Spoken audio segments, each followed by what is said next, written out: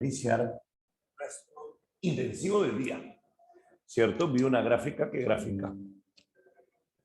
Ya está, ahora sí, arrancamos con todo. Te cuento rápidamente. Nosotros, en nuestro repaso de la semana pasada, hicimos un panorama de todos los mitos clásicos, ¿te acuerdas? Te prometí que íbamos a hacer eso. Hicimos al mismo tiempo un panorama de literatura universal para entenderlo. Bueno, hoy nos toca conversar acerca de la tragedia. Hoy nos toca conversar acerca de Atenas, nos toca conversar acerca de la teoría de la tragedia y de Edipo Rey. ¿Qué tal estás con ese tema? Espero que te encuentres de maravilla. Cualquier duda igual la vamos aclarando. ¿Listo? Perfecto. A ver, vamos a esquematizarlo de tal manera que no lo puedas olvidar. Mira, nosotros estamos en literatura universal, ¿cierto? Nosotros estamos hablando de Grecia. Ahora, un detalle importante. Esta Grecia clásica de la que estamos hablando va a tener periodos. La semana pasada lo establecimos. Así como hay una edad heroica, una edad de los mitos y las leyendas, hay una edad histórica, una edad de los hechos reales. Y dentro de la edad histórica teníamos momentos como un periodo jónico, que es el que estudiamos, y el que nos toca hoy es un periodo ático. Tú sabes que este periodo ático, para ubicarlo en la historia, es bien fácil. Primero, te vas entre el siglo VI antes de Cristo y el siglo IV, ¿cierto? Ahora, si nos ubicamos en esa fecha, hay un detalle importante. En este punto, lo más llamativo, lo más interesante, lo más importante va a ser el famoso siglo de Pericles, sobre todo el siglo V antes de Cristo. ¿Por qué me interesa esto? ¿Por qué la digresión histórica? Simple y sencillo. En la época de Homero, ¿qué gobernaban? Los reyes. Yo te pregunto, si estamos en una monarquía, ¿tú puedes hablar mal de la monarquía? Nunca. Por eso es que Homero exaltaba el linaje aristocrático, ¿te acuerdas? Pero en esta época, tú sabes que estamos en democracia. Y si estamos en democracia, dime, ¿habrá libertad para criticar a los reyes o no? Sí. Por eso es que esta época se caracteriza porque vamos a mostrar pestes de la monarquía. Vamos a mostrar un rey que mata al papá, se casa con la mamá. Vamos a mostrar un príncipe que mata a la reina porque la reina mató al rey, porque el rey mató a su hija. ¿Te das cuenta? En esta época vamos a ver la caída de la clase alta. Y eso en parte se debe a la forma de gobierno, la democracia. Ahora, un detalle. ¿Qué involucra la democracia en esta etapa? Tú sabes que en Grecia teníamos ciudades amuralladas. ¿Te acuerdas?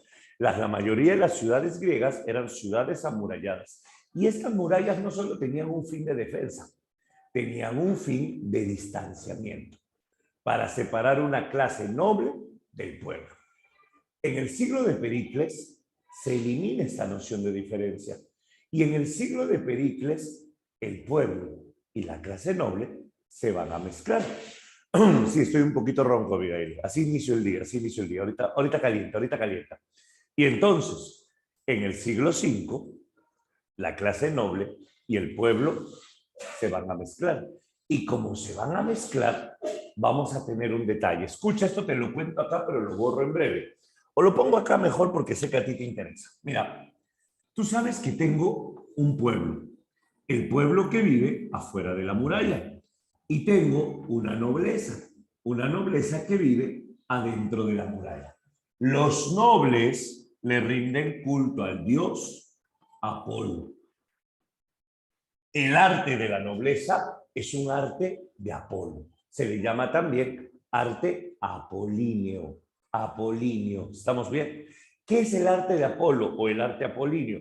El arte bello, el arte simétrico, el arte de la perfección, el arte de la estética. Eso era lo apolíneo. En cambio, en el pueblo teníamos un dios, Dionisio. Y acá nace lo que se conoce como el arte dionisiaco. ¿Cuál es la diferencia entre lo apolíneo y lo dionisiaco? Apolíneo nobleza, dionisiaco pueblo. Apolíneo simetría, dionisiaco desproporción. Apolíneo estética, dionisiaco grotesco. El símbolo del arte apolíneo eran las estatuas de los dioses, por ejemplo, la del mismísimo dios Apolo, porque el cuerpo del dios Apolo representado en las estatuas era un cuerpo bello y simétrico. En cambio, el símbolo de lo dionisiaco era el sátiro. Un sátiro es un símbolo de lo dionisiaco. Es chiquito, es gordito, tiene patas de cabra, tiene cachitos y tiene genitales enormes que arrastra al caminar. O sea, símbolo de la desproporción. ¿Te das cuenta? Ahí tenemos entonces dos clases de arte. Por eso te acordarás que en un momento determinado Rubén Darío escribe un cuento llamado El sátiro sordo. Y te acuerdas que el sátiro era sordo, precisamente, habla bien Edwin, te acuerdas que el sátiro era sordo precisamente porque había molestado a quién. ¿Alguien se acuerda? El sátiro quedó sordo por asustar y por fastidiar a quién. Precisamente a Apolo. La presencia de Apolo y el sátiro en un cuento de Rubén Darío no es casual. Lo que Rubén Darío te está diciendo es que hay una belleza estética y hay un arte popular desproporcionado y hay siempre un pleito entre ambos. Eso viene desde acá. Ahora, pero ¿sabes qué? Mientras que el arte de Dionisio es el arte de la desproporción y el arte de Apolo es el arte de la simetría, en un momento determinado esto va a cambiar, porque debido a la aparición de la democracia se rompen las barreras y al romperse las barreras, creo que es lógico, se mezclan. Entonces tienes dos opciones: o muestras al pueblo portándose de manera simétrica, proporcionada y elegante, o muestras a la clase noble haciendo porquerías. Dime qué vende más, ¿la primera o la segunda? La segunda. Por eso en el siglo de Pericles, ¿qué cosa es la tragedia? La caída de la clase alta. Por eso son personajes aristocráticos, pero con actos desproporcionados. Pregunto, ¿se entendió esto? Con esto entiendes la tragedia en una. Esto es básico, ¿cierto? Ahora sí, ya le dimos un sustento histórico a la clase de hoy. Vamos a darle algo más. En esta época, no solo tenemos la democracia, tenemos la aparición de la escritura. Y esto es fundamental. ¿Por qué? Porque en esta época, con la escritura, nace el género. ¿Qué género? ¿Qué género? ¿Cuál es el género literario en el periodo ático? Ya te demoraste, algo tan simple. Vamos, vamos. Ajá, muy bien, José. Y muy bien a todos los demás. El género dramático. El género épico era oral. El género lírico nació de manera oral. Pero oye, si vas a hacer teatro, necesitas un guión. ¿El guión podrá ser oral? No, pues.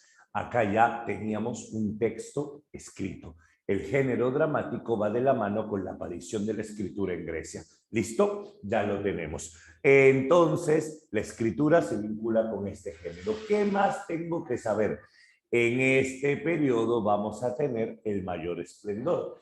Ahora, aquí Aristóteles dice lo siguiente. Recuerda que para Aristóteles la literatura es mímesis y Aristóteles en poética va a analizar el género dramático. Aristóteles dice que en el periodo ático se desarrolla la comedia. Dime cuál es el problema más grande que tiene la comedia. ¿Cuál es el problema de la comedia para Aristóteles? ¿Por qué Aristóteles no estudia la comedia? Él dice, hay comedia y tragedia. Yo no voy a estudiar la comedia, dice Aristóteles. Yo no voy a estudiar la comedia. Recién empiezo, no te preocupes, no me incomodas, recién empiezo. Dime, no, el problema no es que sea una copia. El que se quejaba de que era imitación y copia era Platón. Platón, no, el problema tampoco no es el final feliz. Ajá, muy bien. Todos me mandan por interno, chicos tímidos. Te lo explico. ¿Sabes por qué la comedia es inferior? La comedia es inferior porque la comedia no muestra acciones nobles. Sí tiene catarsis, hay catarsis trágica, hay catarsis cómica. El problema son las acciones. Ahora, ¿sabes cuál es el gran problema de la comedia? Para empezar, como lo dijiste, no son acciones nobles. En algunos casos incluso la comedia no tiene personajes aristocráticos, en otros sí. Pero ¿sabes qué es lo peor que tiene la comedia? ¿Sabes qué es lo que detestaba Aristóteles? Un ejemplo sencillo, un ejemplo sencillo. Celebrábamos hace poco el Día de la Libertad de Expresión vinculado con el ejercicio del periodismo, ¿cierto? Sin embargo, se estableció un debate. Está bien, libertad de expresión, periodismo, pero ¿hasta qué punto la libertad de expresión se puede convertir, por ejemplo, en simplemente ataque con licencia? Un ataque con permiso, una difamación con permiso. Precisamente eso es lo que se quejaba Aristóteles, que en el nombre de la libertad de expresión se cometían atrocidades. Porque en Grecia, la comedia que nace en Atenas era una comedia de ataque. Tú sabes que existen dos tipos de comedias: comedia de ataque y comedia costumbrista. De costumbre, de ataque y de costumbre. ¿Qué significa esto? Una comedia costumbrista, yo me voy a burlar del típico alumno ciclero y voy a rajar del típico alumno que dice chuga y todo eso, y cloro, y ella no me ama. Yo no estoy diciendo nombres, simplemente estoy hablando de un típico y medio salón se me identifica. Claro, ahora está de moda pipi, pipi, pipi. Si ya lo incorporé a mi diccionario niño rata, pipi, pipi, pipi. Ahora, antes no lo sabía. Pero te das cuenta, eso es una comedia costumbrista, más de uno se me identifica. En cambio, yo puedo hablar del típico alumno, 3.14, yo puedo hablar del típico alumno, o no el típico alumno, yo puedo hablar de Brian Aurelio Morales Salas. Y voy a rajar de Brian Aurelio Morales Salas. ¿Te das cuenta? ¿Qué significa eso? Eso sería una comedia de ataque. Eso sería una comedia directa. Eso es lo que hacían en Atenas. Acuérdate de las nubes. ¿Quién era uno de los protagonistas en las nubes? Sócrates. Y Sócrates tenía la escuela llamada Las Nubes, donde te enseñaba cómo mentir y engañar para no pagar tus deudas. O sea, dime si eso no es un ataque. A Sócrates lo llamaron sofista. Simple y sencillo, lo consideraban sofista. Eso es lo que vamos a tener en comedia de ataque. ¿Qué significa? La comedia de ataque es aquella que encabeza Aristófanes. Aristófanes de Atenas, repito, es el autor de obras como Las Nubes, donde se burla de Sócrates, Las Avispas, donde se burla de Pericles, por ejemplo. Eso es una comedia de ataque. Por eso Aristóteles dice, yo no estudio la comedia. No, conmigo no va. Yo no me meto en eso. ¿Te das cuenta? Y Aristóteles prefiere estudiar solo la tragedia. Porque para Aristóteles, la tragedia sí son acciones nobles. Ya que la literatura es mimesis, tú puedes imitar acciones nobles y acciones vulgares. Las vulgares son la comedia, eso yo no voy a estudiar, las acciones nobles. Y curiosamente el examen de admisión también te pide solo tragedia. Hasta acá tenemos el preludio. Si acabas de llegar, no te preocupes. Estamos hablando del periodo ático, en donde tenemos sobre todo el siglo de Pericles. Dijimos que en este periodo nace la democracia y que con la democracia vamos a tener una mezcla. A cualquier personaje, no necesariamente, sino al personaje que destaca. Tú sabes lo que es, pues, precisamente la parábola del sapo y la luciérnaga. ¿La han oído? ¿Conocen la parábola del sapo y la luciérnaga? ¿Nunca? Que había un sapo que estaba sentado, había un sapo, sí. Había un sapo que estaba sentado en un estanque y el sapo, cuando veía pasar un insecto, se lo comía. Cuando el sapo veía pasar un ave, le insultaba. El sapo era un troll, así de esos de Facebook, era un troll. Y entonces de pronto pasó una luciérnaga y el sapo atrapó la luciérnaga, la jaló y la reventó a golpes hasta apagar su brillo. Y la luciérnaga le dice, oye, ¿por qué me pegas? Porque brillas, maldita. Porque brillas. Obviamente siempre vas a atacar a aquel que haga algo importante. Como diría el Quijote, ¿te acuerdas? Señor, señor, los perros ladran. Señal que avanzamos, Sancho. Señal que avanzamos. Simple y sencillo. ¿Listo? Ok, sigamos.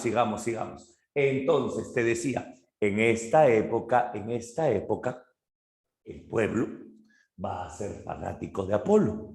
Perdón, el pueblo va a ser fanático de Dionisio, el dios de la desproporción, el dios de la desproporción.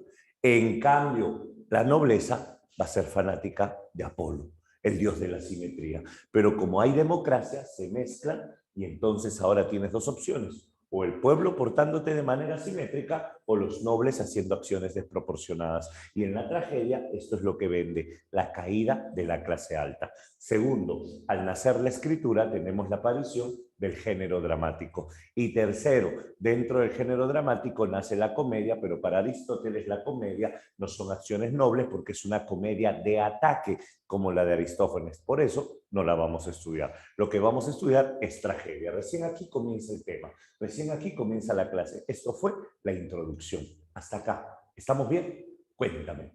Sí, sí, sí, sí, sí. Perfecto. Chi dice chi, ya, ok. Vamos. Ahora sí. Empezamos entonces lo que tenemos que hacer. Ya, calma, calma, calma. Parece bebé. Chicheñó, la tradición de Ricardo Palma. Ya, vamos. Si hablamos nosotros acerca de la tragedia, escúchame bien.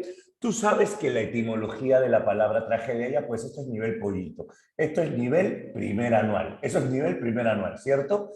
Tragos y odio. Tú no te sorprendes de esto. Dante en el medioevo, el final de la Edad Media, finales de la Edad Media. Profesor, la comedia de ataque hace referencia a alguien específico. La comedia de ataque siempre hace referencia a alguien. Por eso te dije que Sócrates es un personaje, Pericles es un personaje. Es como estos programas cómicos donde te burlas de un personaje histórico, político, pero solo le cambias una letra al nombre para evitar una demanda por difamación. Y entonces, en vez de Pedro Castillo, Peter Castell, ¿cierto? Algo así, Fujimori, claro, eso es una comedia de ataque. Una comedia costumbrista es que vamos a hablar del típico alumno vago, el típico papá celoso, esa es otra cosa. ¿Listo? Ahora sí, ya entendieron, ya entendieron. Bueno, recuerda, tú sabes esto no es novedad para ti, tú no te sorprendes. Tragos, tú sabes que es piel de macho cabrío. Cuando yo le digo esto a los niñitos del anual, se sorprenden, ¿no? ¿Te acuerdas de esa época donde todo era sorpresa? Bueno, tú ya lo sabes. El tragos es la piel de macho cabrío. Tragos es la piel del chivo. Y ode es el himno o canto. Yo tengo una duda. ¿Qué tiene que ver la tragedia con la piel de macho cabrío? Tú estás para ese nivel. Primera pregunta, ¿qué tiene que ver la tragedia con la piel del chivo? Segunda pregunta, ¿qué tiene que ver la tragedia con el vino? Y tercera pregunta, ¿qué tiene que ver la tragedia con Dionisio? O sea, yo sé que nace en culto a Dionisio, sí, pero ¿qué tiene que ver la tragedia? ¿Se bebe en la tragedia? En la tragedia, ¿hay chivos en la tragedia? En la tragedia aparece siempre el dios Dionisio. Eso es lo que tenemos que analizar nosotros en este momento. Tú sabes que la tragedia es el canto de la gente con piel de chivo. Se recontraveve, dice, ya. Vamos con calma. Recordemos algunos puntos para empezar, para que lo entiendas. Escúchame por un momento. Si hablamos nosotros de la tragedia, para empezar, la tragedia es, lo acabamos de decir, por cuestión histórica, la caída ¿de quién? La caída de la clase noble. Es decir, lo primero que puedo señalar es que en la tragedia vamos a tener personajes populares o aristocráticos. El vino los deja trágicamente. Ya, sí tiene algo que ver, Clemente, sí tiene algo que ver. Vamos, dime, ¿los personajes de la tragedia cómo son? Son personajes aristocráticos. No existe tragedia de personajes populares. Nadie quiere ver la caída de un desconocido. Todos quieren ver la caída de personajes que antes eran nobles. Eso es lo que nos interesa ver ahora. Otro, la tragedia se vincula mucho con el fatalismo. ¿Por qué? Porque en la tragedia siempre vamos a tener la imagen del destino inevitable. Sea el destino que te imponga, como en Edipo Rey, o sea, el destino que tú generas, como en la Orestiada, cuando él se condena a sí mismo al prometer matar a quien mató a su papá, sin saber. Otro detalle, y eso es importante, ¿qué tiene que ver la tragedia con el vino? Simple y sencillo. La tragedia, escúchame, la tragedia nace, a ver si entiendes esta frase, la tragedia nace en ignorancia, la tragedia nace en ignorancia y se sufre en el descubrimiento. ¿Entiendes esto? Eso es el vino. Esto es como embriagarte toda la noche y borrar cassette. Es lo mismo. Y esto es lo que los griegos llamaban anagnórisis y peripecia. A ver, te lo estoy explicando de manera sencilla. Déjame cerrar la idea antes de plantear tus dudas. Sí, ya pusiste tu avioncito, Luis. A ver, te explico. La tragedia nace por ignorancia. Es como cuando estás ebrio. Estás ebrio, yo sé que tú no sabes de esas cosas, ni vas a probar alcohol hasta tu fiesta de cachipos. Pero yo sé que nace como por ignorancia. Estás ebrio y haces de todo. Y lo peor es que a la mañana siguiente no lo recuerdas. Y entonces, para ti, no pasó nada, ¿cierto? Porque si no me acuerdo, no pasó. Borró cassette, borró cassette. Pero, ¿qué pasa cuando suben los videos a redes? ¿Qué pasa cuando te etiquetan? Entonces, en ese momento, descubres lo que hiciste. Entonces, yo te pregunto, cuando cometes el acto, ¿hay dolor o no hay dolor? No hay dolor. Edipo mató al papá sin dolor, Edipo se casó con la mamá sin dolor, Orestes prometió matar a la mamá sin dolor. ¿Te diste cuenta o no? Entonces, ¿dónde está el dolor? Cuando te das de cara contra la realidad, como el ebrio que descubre lo que hizo. Ese señor era mi papá, esa mujer era mi mamá, ¿te das cuenta? Eso es lo que caracteriza la tragedia. Por eso a esto se le llama anagnórisis. ¿Qué es anagnórisis? Anagnórisis es cuando descubres a alguien, cuando reconoces a alguien que no sabías que era, como Edipo vio a su esposa y descubrió que era su mamá, como Edipo recordó al extraño y descubrió que era su papá, perdón, sí, su papá, que era anagnórisis, reconocer a alguien. ¿Te das cuenta? Como cuando despiertas al lado de alguien y volteas, le ves la cara y era tu ex. Oh, no, la llamaste. ¿Cierto? La llamaste. Eso es una anagnórisis. ¿Y dónde radica la tragedia? La tragedia radica en que en el momento en que descubres a la persona, para ti no es el día más feliz de tu vida. Al contrario, en el momento en que descubres la persona, para ti es lo peor. Eso se llama peripecia. ¿Qué es peripecia? El giro del buen estado al mal estado. ¿Qué es peripecia? La caída. Estás en tu examen de admisión, quieres cambiar tu vida, obviamente has pasado por una ruptura amorosa, sientes que ya lo olvidaste, llegaste a admisión, te sientas y la persona que está a tu lado es tu ex en pleno examen. ¿Te imaginas ese día de examen de admisión? Ahí está, anagnórisis, descubriste quién es el que está a tu lado. Peripecia, qué malogró el día. ¿No? Qué malogró el día.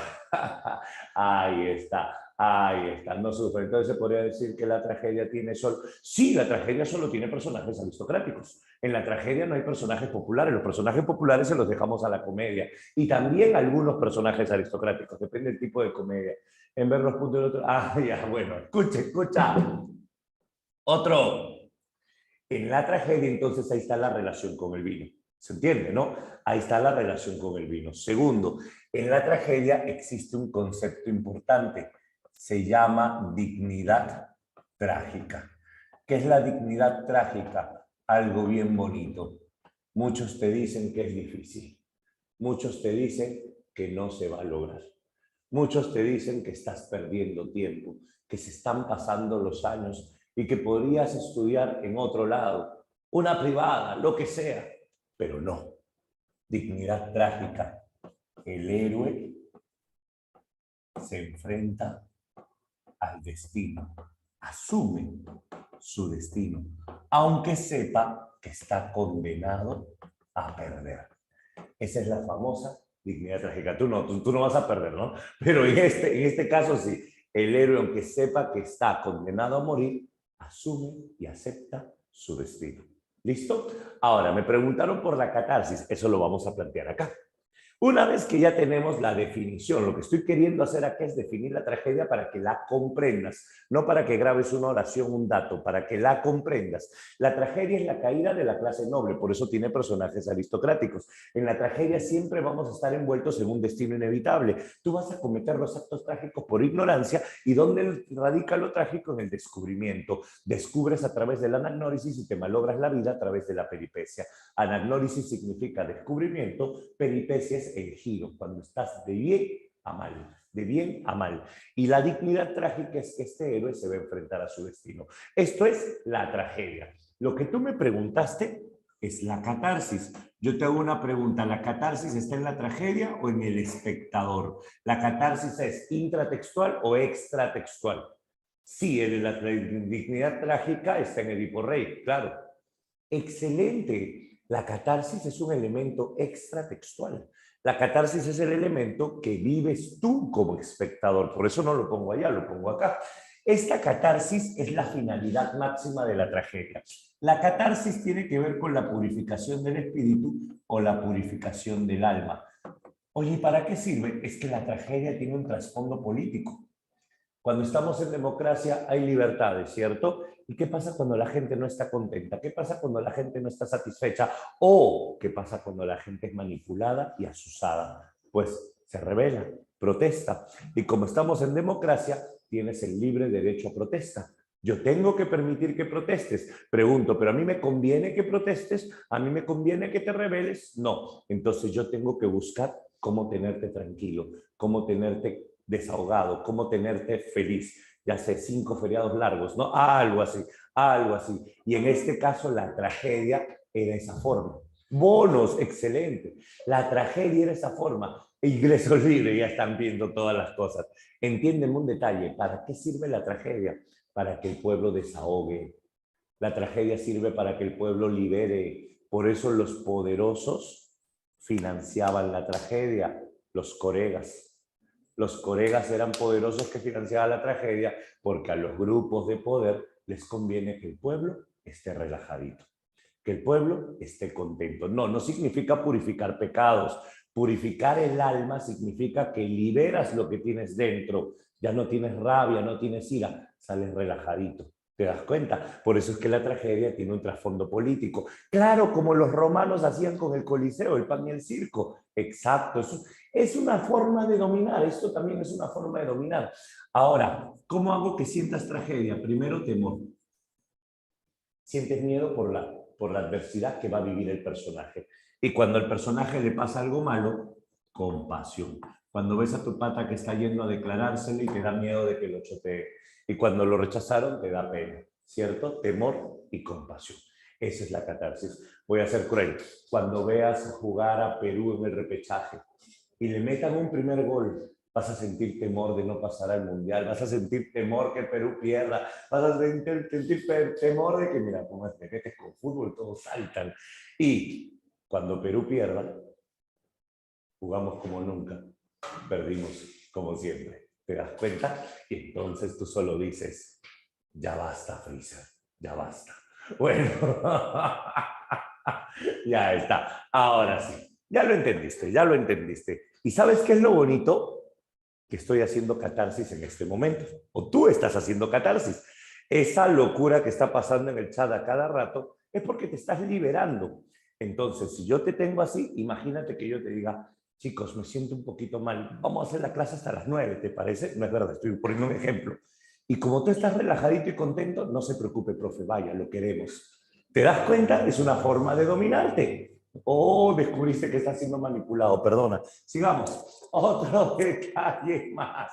Volvamos. Ahora, ¿qué otra cosa necesito? Pasemos al capítulo siguiente. Te sentiste manipulado. Bueno, mira, no hay cosa más dolorosa, decía, ¿cómo se llamaba este hombre? Ya se me olvidó.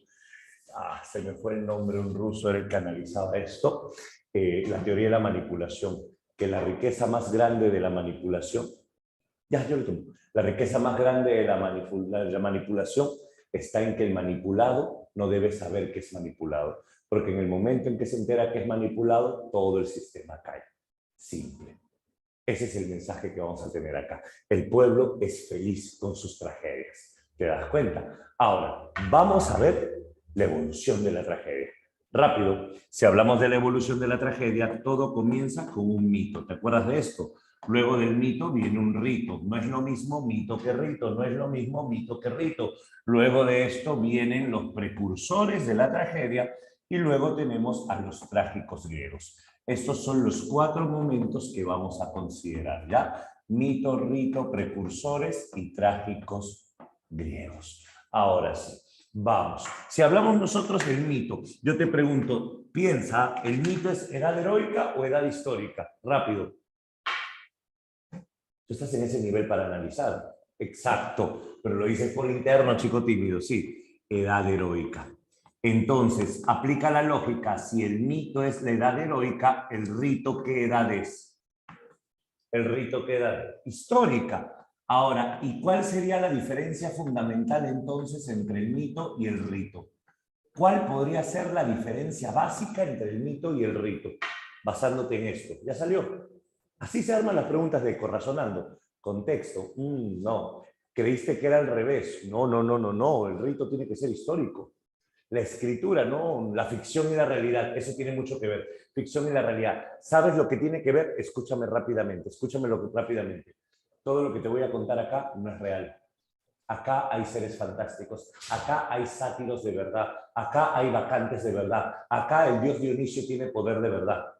En cambio acá es como los hombres recuerdan a Dionisio.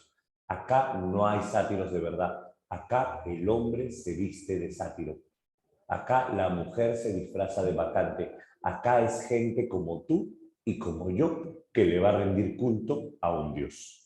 Este es cómo nació y esta es cómo el hombre lo asimiló. Esto es, por ejemplo, la crucifixión de Cristo. Esto es Semana Santa cada año. ¿Te das cuenta? Semana Santa cada año. Algo así. Mito, rito. ¿Se entiende? Sí. Volvamos entonces. Si hablamos nosotros del mito, brevemente, tú no estás para contarte historias, sino para analizar. No eres breve, no eres breve. A ver, acuérdate que el padre de los dioses es Zeus. Y acuérdate que este Zeus se mete con Semele. ¿Quién era Semele? La princesa tebana. ¿Quién era Semele? Semele era princesa de Tebas. Era ancestra. ¿Está bien dicho ancestra? Bueno, lo voy a averiguar, perdóname, ya me entró la duda. Era ancestra, o ancestro, sí, ancestra sí existe, de Edipo, para que te hagas una idea. Ella proviene del linaje de Cadmio, de la familia de Tebas, y Semele, siendo una mortal, una princesa, fue víctima de los amores de Zeus.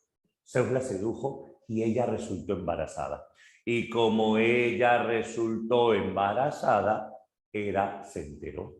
Hera baja a la tierra, y cuando Hera baja a la tierra, Hera la seduce, y en el momento en que Hera la seduce, perdón, Hera la manipula, digo, y en el momento en que Hera la manipula, Hera le dice, ¿a quién estás esperando?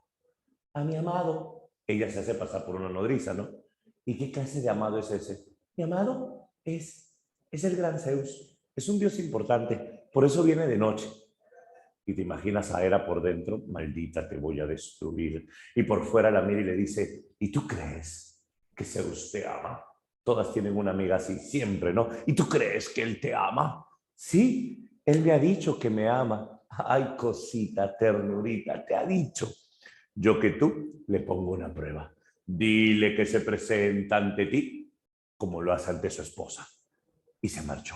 Y por eso cuando Zeus llega, ella le dice, ¿me amas? Sí. Preséntate ante mí como lo haces ante tu esposa. No. Pero dijiste que me amas. Pero no, no puedo. Hazlo. Entonces no me amas. Está bien. Y Zeus, claro, la carboniza, ¿no? Zeus se presenta como una enorme tormenta eléctrica para poder matarle el plan de Hera. La pobre Semele, si me ama, ¿no? Queda carbonizada. Y entonces el niño es el que sigue vivo. Pero como el niño era muy pequeño, Zeus llamó a Hermes para que lo salve. Y el niño necesitaba un vientre y Zeus pide que se lo meta en la pierna. Y Zeus llevaría al niño en su pierna, papaluchón. Zeus llevó el embarazo hasta que le tocó nacer. Y cuando nació, Zeus le dijo, tú te llamarás Dionisio, el nacido 2 veces. Y este Dionisio es hijo de Zeus. Si bien es cierto, debería ser un semidios, se explica que a veces tiene que ver con el hecho de haber sido llevado en la pierna de Zeus, que Dionisio es más un dios que un semidios. Pero este Dionisio no va a ser criado en el Olimpo. Tú sabes tú sabes que los griegos eran muy aristocráticos. Bueno, Dionisio representa al linaje no aristocrático. Dionisio fue enviado a la tierra de bebito. A Dionisio le colocaron una piel de chivo de bebito. Dionisio vivió como un chivito en el monte. Dionisio fue rechazado. Dionisio fue marginado. Dionisio fue humillado. Dionisio es el dios de los marginados. Dionisio es el dios de los rechazados. Dionisio es el dios de los humillados. Dionisio es el dios de los... No alcanzó vacante.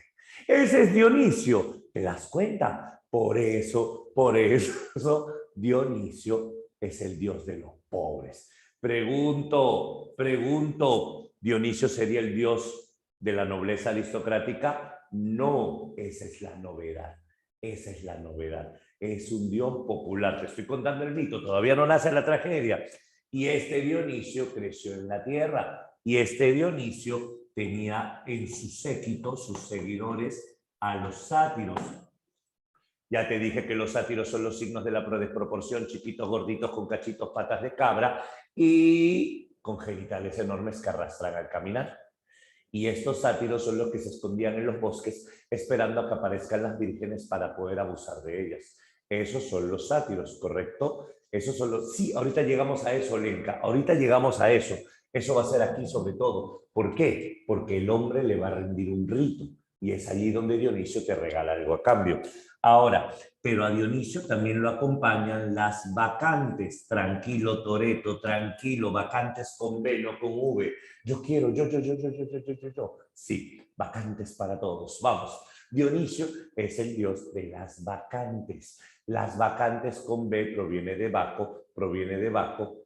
Depende en qué religión, Edwin, depende de qué religión, pero sí. Ahora, acuérdate que la religión cristiana es una de las pocas religiones, ni tan pocas, que se caracteriza por el sufrimiento. Por el sufrimiento, ¿cierto? La religión cristiana es una religión de bienaventurados los fregados, así de simple. En cambio, hay otras religiones que sí creen en la alegría, como la religión andina. Bueno, te cuento. Entonces, te cuento, sí, Eurípides tiene un libro llamado Las Bacantes que habla sobre ellas, precisamente. Las bacantes eran las mujeres con fuerza descomunal, ojos inyectados de sangre, las mujeres que hacían los rituales con los sátiros. Ambos, sátiros y bacantes, tenían orgías. Y luego de estas orgías, casi siempre las bacantes, después de satisfacer sus placeres, despedazaban a los sátiros, perseguían a los sátiros, mataban a los sátiros. Entonces, escucha, llegamos al punto del mito. El mito tiene que ver con el sátiro. Ahí está lo de la piel del macho cabrío. El mito tiene que ver con las orgías, el sexo. El mito tiene que ver con la muerte. O sea, Dionisio viene con bebida, viene con sexo y viene con muerte. Buenos días, papá de Sorella, ¿qué tal? Estamos en clase de literatura, no se asuste. Estamos bien, descuida. Ahora, entonces, ese es el mito. ¿Ya te diste cuenta? Obvio que hay fertilidad, no me digas que no se van a reproducir, pues no, obvio que sí. Pero te das cuenta, a eso es a lo que quiero llegar. Dionisio no encarna solo el vino. Y esto llega al rito. Escúchame. Cuando esto llega al rito, en el rito, acá edad histórica, lo que vamos a tener son hombres. Acá no hay dioses. Acá, perdón, primero te pongo el nombre. Este rito se llama ditirambo. El ditirambo es como el hombre celebra a Dionisio. Eso es el ditirambo. Y en el ditirambo, el varón se disfraza. Acá hay un cambio, ¿te diste cuenta? El varón se disfraza de sátiro. No se vuelve sátiro. Se disfraza. El varón se disfraza de sátiro. Y entonces el varón, ¿cómo se disfraza de sátiro? Es un rito por eso, claro. Se pone piel de chivo encima. El varón se pone la piel de chivo encima. Mírame, mamá, soy un sátiro. Ahí está. ¿Te das cuenta? Ese es el rito. Por eso la piel de chivo. Momento TikTok, habla bien. My name is Bonbon. Otro. Y la mujer se disfraza de bacante. No es una bacante de verdad. Y entonces varón y mujer se embriagan y comienza la fiesta. Y en esta fiesta vamos a tener orgías, encuentro sexual masivo. ¿Qué son las ninfas y las bacantes? Las ninfas son diosas de la naturaleza, las bacantes son diosas de violencia, perversión y del séquito de Dionisio. Las ninfas tienen un rol, las bacantes solo es el placer y la muerte. Bueno, entonces las bacantes se van a mezclar con los sátiros, en este caso varones y mujeres, una orgía. Para que te hagas una idea, algo así como todos contra todos, ¿cierto? ¿Has visto Avengers Endgame? Algo así, pero sexual. Ahora, y entonces es acá, Vengadores Unidos, ¿no? Es acá donde ocurre de todo y como estás ebrio, tú no sabes, pues. y a la mañana siguiente descubres con quién has estado. Ah, tragedia, tragedia, tragedia, ¿cierto? Obvio, oye, perdóname, pero eso de que tú no sabes si es varón o mujer, tú sabes que la homosexualidad en esta época en Atenas abundaba, abundaba, así que obviamente no sería raro, ¿no? Ahora, y esa, saludos a tu papá, saludos a tu papá, y es acá, escúchame bien, que casi siempre las mujeres, igual, aunque no eran bastantes de verdad, atacaban a los varones, despedazaban a los varones, asesinaban a los varones. ¿Por qué? Porque el alcohol o la bebida, ¿qué hace? Que aflores lo que tienes reprimido. Y nosotros sabemos que al varón se le tiene que enseñar a ser varón y a la mujer se le tiene que enseñar a ser mujer. Eso es lo que nos han enseñado desde niños. Al varón, los hombres no lloran, sé fuerte. Tú sabes que en el machismo quien sufre más es el varón, porque lo tienes que volver un ser insensible, porque eso es lo que un hombre tiene que hacer, le dicen. En cambio, tú sabes que a la mujer la tienes que enseñar a ser señorita, a esa salvaje, ¿no? Siéntate como señorita, habla como señorita, pórtate, una señorita no dice eso. ¿Te das cuenta? Mientras que a la mujer le reprimen lo violento, al hombre le reprimen la ternura. Cuando estás ebrio, aflora lo que tienes reprimido. El varón se vuelve osito cariñosito y la mujer se vuelve violenta y agresiva. Por eso es que acá, vamos a tener que este ritual sí terminaba en muerte. Sí terminaba en muerte. Ahora, claro, es ritual. Ahora ya, muy bien la pregunta que acabas de hacer por interno. Un momento, un momento. Esto es un rito hecho por los hombres. A esto le llamo rito, entre comillas, al encuentro sexual, nomás le llamo rito. O sea, lo que hacían ellos era un ritual, pero esto es un mito, es una historia, esto no es real, esto no existió, en cambio esto sí existió. Eso es a lo que me refiero. Esto está en las historias que se cuentan, esto lo hacían a cada rato. Esa es la diferencia. Esta es una forma de religión, porque no todas las religiones son iguales. Ay, esa religión está más chévere, dice. Ya, y entonces, ¿qué cosa tenemos acá? Acá tenemos un conjunto de personas. Los varones se ponían pieles de chivo encima. Las mujeres preparaban el vino. Las mujeres bebían y daban de beber. Comenzaba el encuentro masivo y al final terminaba en sangre y muerte. Popular y legendario, ¿a qué hace referencia? Popular a que nace en el pueblo, legendario a que con el tiempo se volvió heroico. Esto no es legendario para nada, es popular solamente, ¿correcto? Popular. Ahora, un detalle más que tenemos aquí. Esto es un coro. Ah, por eso se dice que el ditirambo era un ritual o un canto coral en honor a Dionisio, pero no era un canto, era una fiesta perversa, no solo canto. ¿Listo? Ya está. Mira, ya tenemos un primer paso. Nació un coro, ya tenemos el coro. Siguiente paso. Escúchame, pequeñín, escúchame, no te distraigas. ¿Qué pasó? ¿Alguna vez has visto que en un patio de colegio, se baile un reggaetón o perreo intenso? Claro, cuando era el Día de la Madre, cuando era fiestas patrias, cuando era Día del Maestro. Obvio. ¿Eso qué significa? Que una fiesta popular que no tiene nada que ver con la escuela se llevó a la escuela. Se llevó a la escuela. No solo públicas, públicas y privadas. Entonces, ¿qué significa esto? Escúchame, escúchame, escúchame. ¿Qué significa esto? Significa que si vas a meter algo popular a la escuela, dime, lo primero que hay que hacer es chequear para que no haya nada perverso o no. Obvio, no guarde esa letra, censúramelo un poquito, ese pasito como que distanciamiento social, por favor, ¿cierto? Entonces yo te pregunto, cuando llevabas algo popular y perverso a la escuela, ¿tenías que maquillarlo un poquito? Obvio, había que maquillarlo un poquito. ¿Cierto o no? Es como yo que te estoy hablando de algo perverso, pero también con mis palabras yo me estoy midiendo porque no quiero ser grotesco. ¿Te das cuenta? No quiero ser grotesco. A eso quiero llegar acá.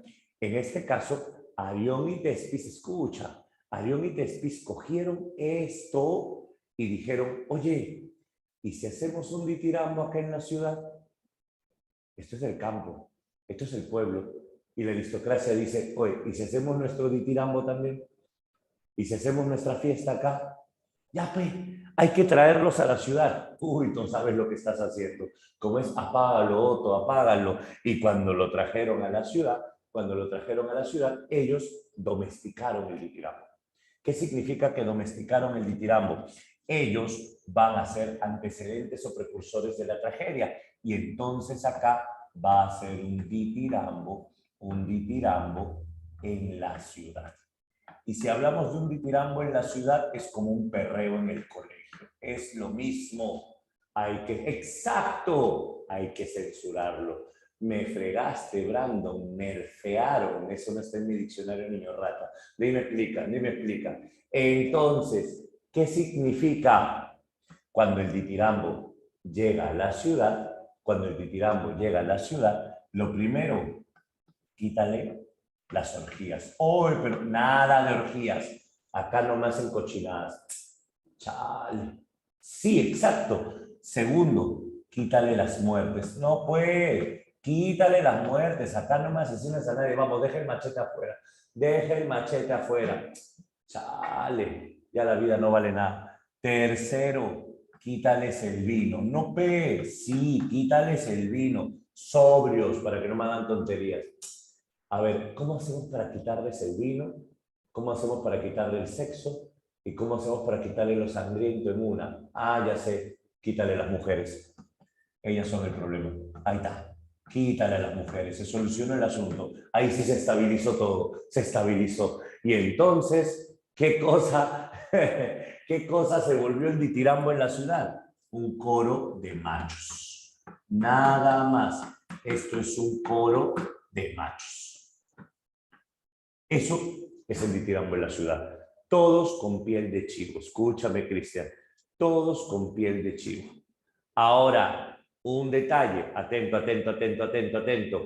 Cuando se volvió esto un coro de machos, ellos dijeron, hagamos algo bonito. Como vamos a cantar un mito en honor a Dionisio, o sea, lo que ellos querían en realidad es que Dionisio se vuelva un dios de la ciudad, porque Dionisio era un dios del campo. Ellos querían que Dionisio se vuelva un dios de la ciudad. Entonces, para atraer a Dionisio a la ciudad, vamos a hacer algo. No solo vas a contar la historia de Dionisio, hay que poner un estrado. Y arriba de este estrado colocamos al macho supremo, un macho entre machos. Y este le habla a los del coro y los del coro le responden. Este es el que inventaron ellos. ¡Exacto! Este se va a llamar Corifeo, el que sería el director del coro y el que daría origen al primer actor, el Corifeo. Y dime, ¿acaba de nacer casi una especie de teatro o no? Aviomites ambos. ¿Acaba de nacer una especie de teatro o no? Ya tenemos un personaje en el escenario. Es un monólogo, parece, y es un diálogo con el coro. Cuenta la historia. Ya tenemos la primera base teatral. ¿Sabes cuál es la primera base teatral? Tenemos el diálogo. Hay diálogo. ¿Qué nos falta? La otra base teatral, ¿cómo se llama? Representación. Y para representación, mínimo cuántos. Dos, pues, ¿cierto? Entonces, con dos representas una guerra, con dos representas una historia de amor, con dos entonces acá son los precursores porque tenemos qué cosa, lo voy a poner acá, tenemos el diálogo. ¿Y qué es lo único que nos falta? La representación. ¿Y dónde nace la representación? Con Esquilo. Porque Esquilo es el primero que te coloca dos. Y así nacieron los trágicos. Con los trágicos ya tendríamos la representación. Un momento. Oye, en este ritual llamado ditirambo, pero en la ciudad, en este ritual llamado ditirambo, ¿de qué trata todo esto? Dionisio, la vida de Dionisio, el culto a Dionisio, la historia de Dionisio, características de Dionisio. Pero cuando nace la representación, ¿vamos a seguir hablando de Dionisio? Ya no, ahora vamos a hablar de cualquier mito. Y eso ya es teatro. El teatro nace acá, porque acá vamos a tener mínimo dos actores en escena.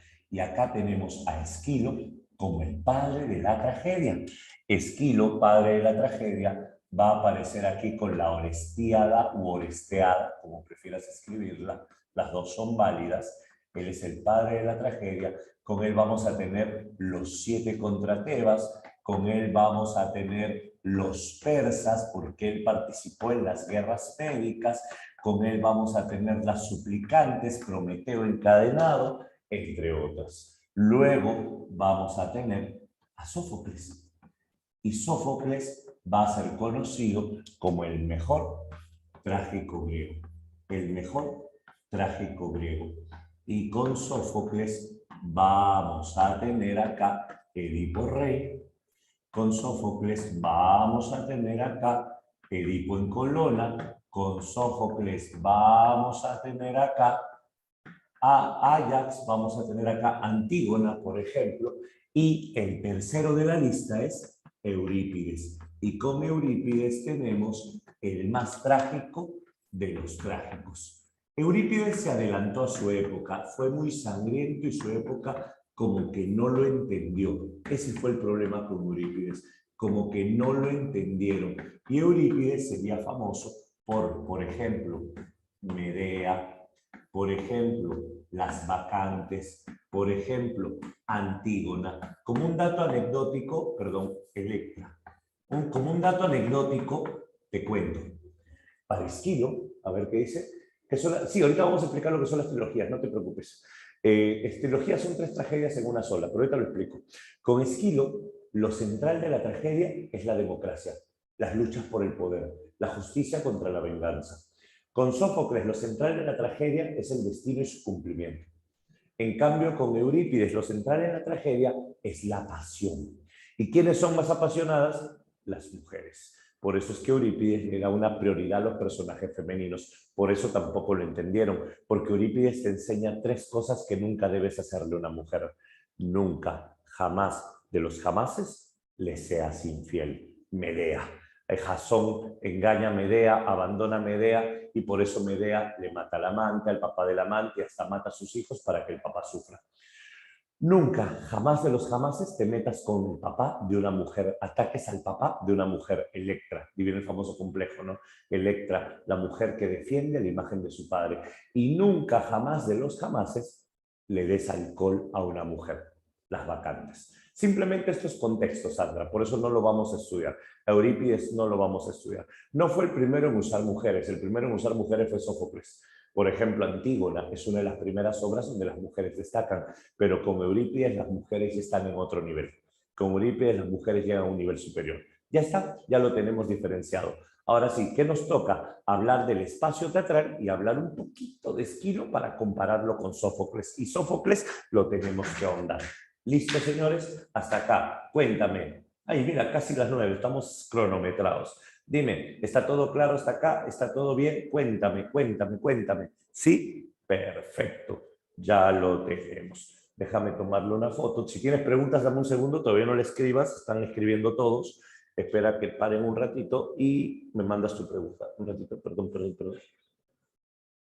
Ahí está. Ahí está. Listo.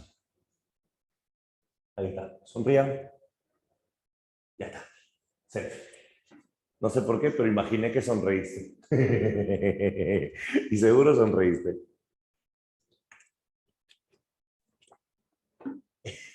Parecen niños a veces. Me caes muy bien. Ya. Vamos, ¿qué dice ahí? Yo sonrío. Oh, qué lindo Eloy. Ya, vamos. Gracias, gracias. Seguimos. Vamos a la segunda parte.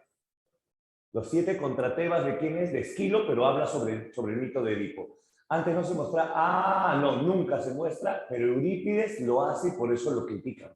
Eurípides muestra sangre en escena, por eso lo critican. Si con Sófocles se incorpora el personaje mujer, la actriz mujer. Muy bien. Vamos. En Esquilo, en las obras de Esquilo, sí hay personajes mujeres, pero no son tan protagonistas, ¿correcto? No son tan protagonistas. Con Esquilo las mujeres aparecen, pero obviamente los que actúan son los varones. Los varones asumen los personajes femeninos. Descuida que lo que te voy a explicar en este momento son las reglas de la tragedia, la estructura y reglas de la tragedia. Lo voy a explicar justo en este momento. ¿Coro y corifeo se representan en el mismo escenario? No. Ahora te voy a explicar eso. Lo único que he explicado en esta pizarra es cómo nace la tragedia y cuáles son sus características. Mira, siempre me gusta el avance ordenado y gradual. ¿Qué es lo que hemos explicado? Primero, hemos explicado el contexto histórico. Hemos hablado acerca de qué es el siglo de Pericles. Un ratito, perdón. Segundo, hemos hablado acerca de cómo la historia influye en la aparición del teatro. Es lo que hemos hecho.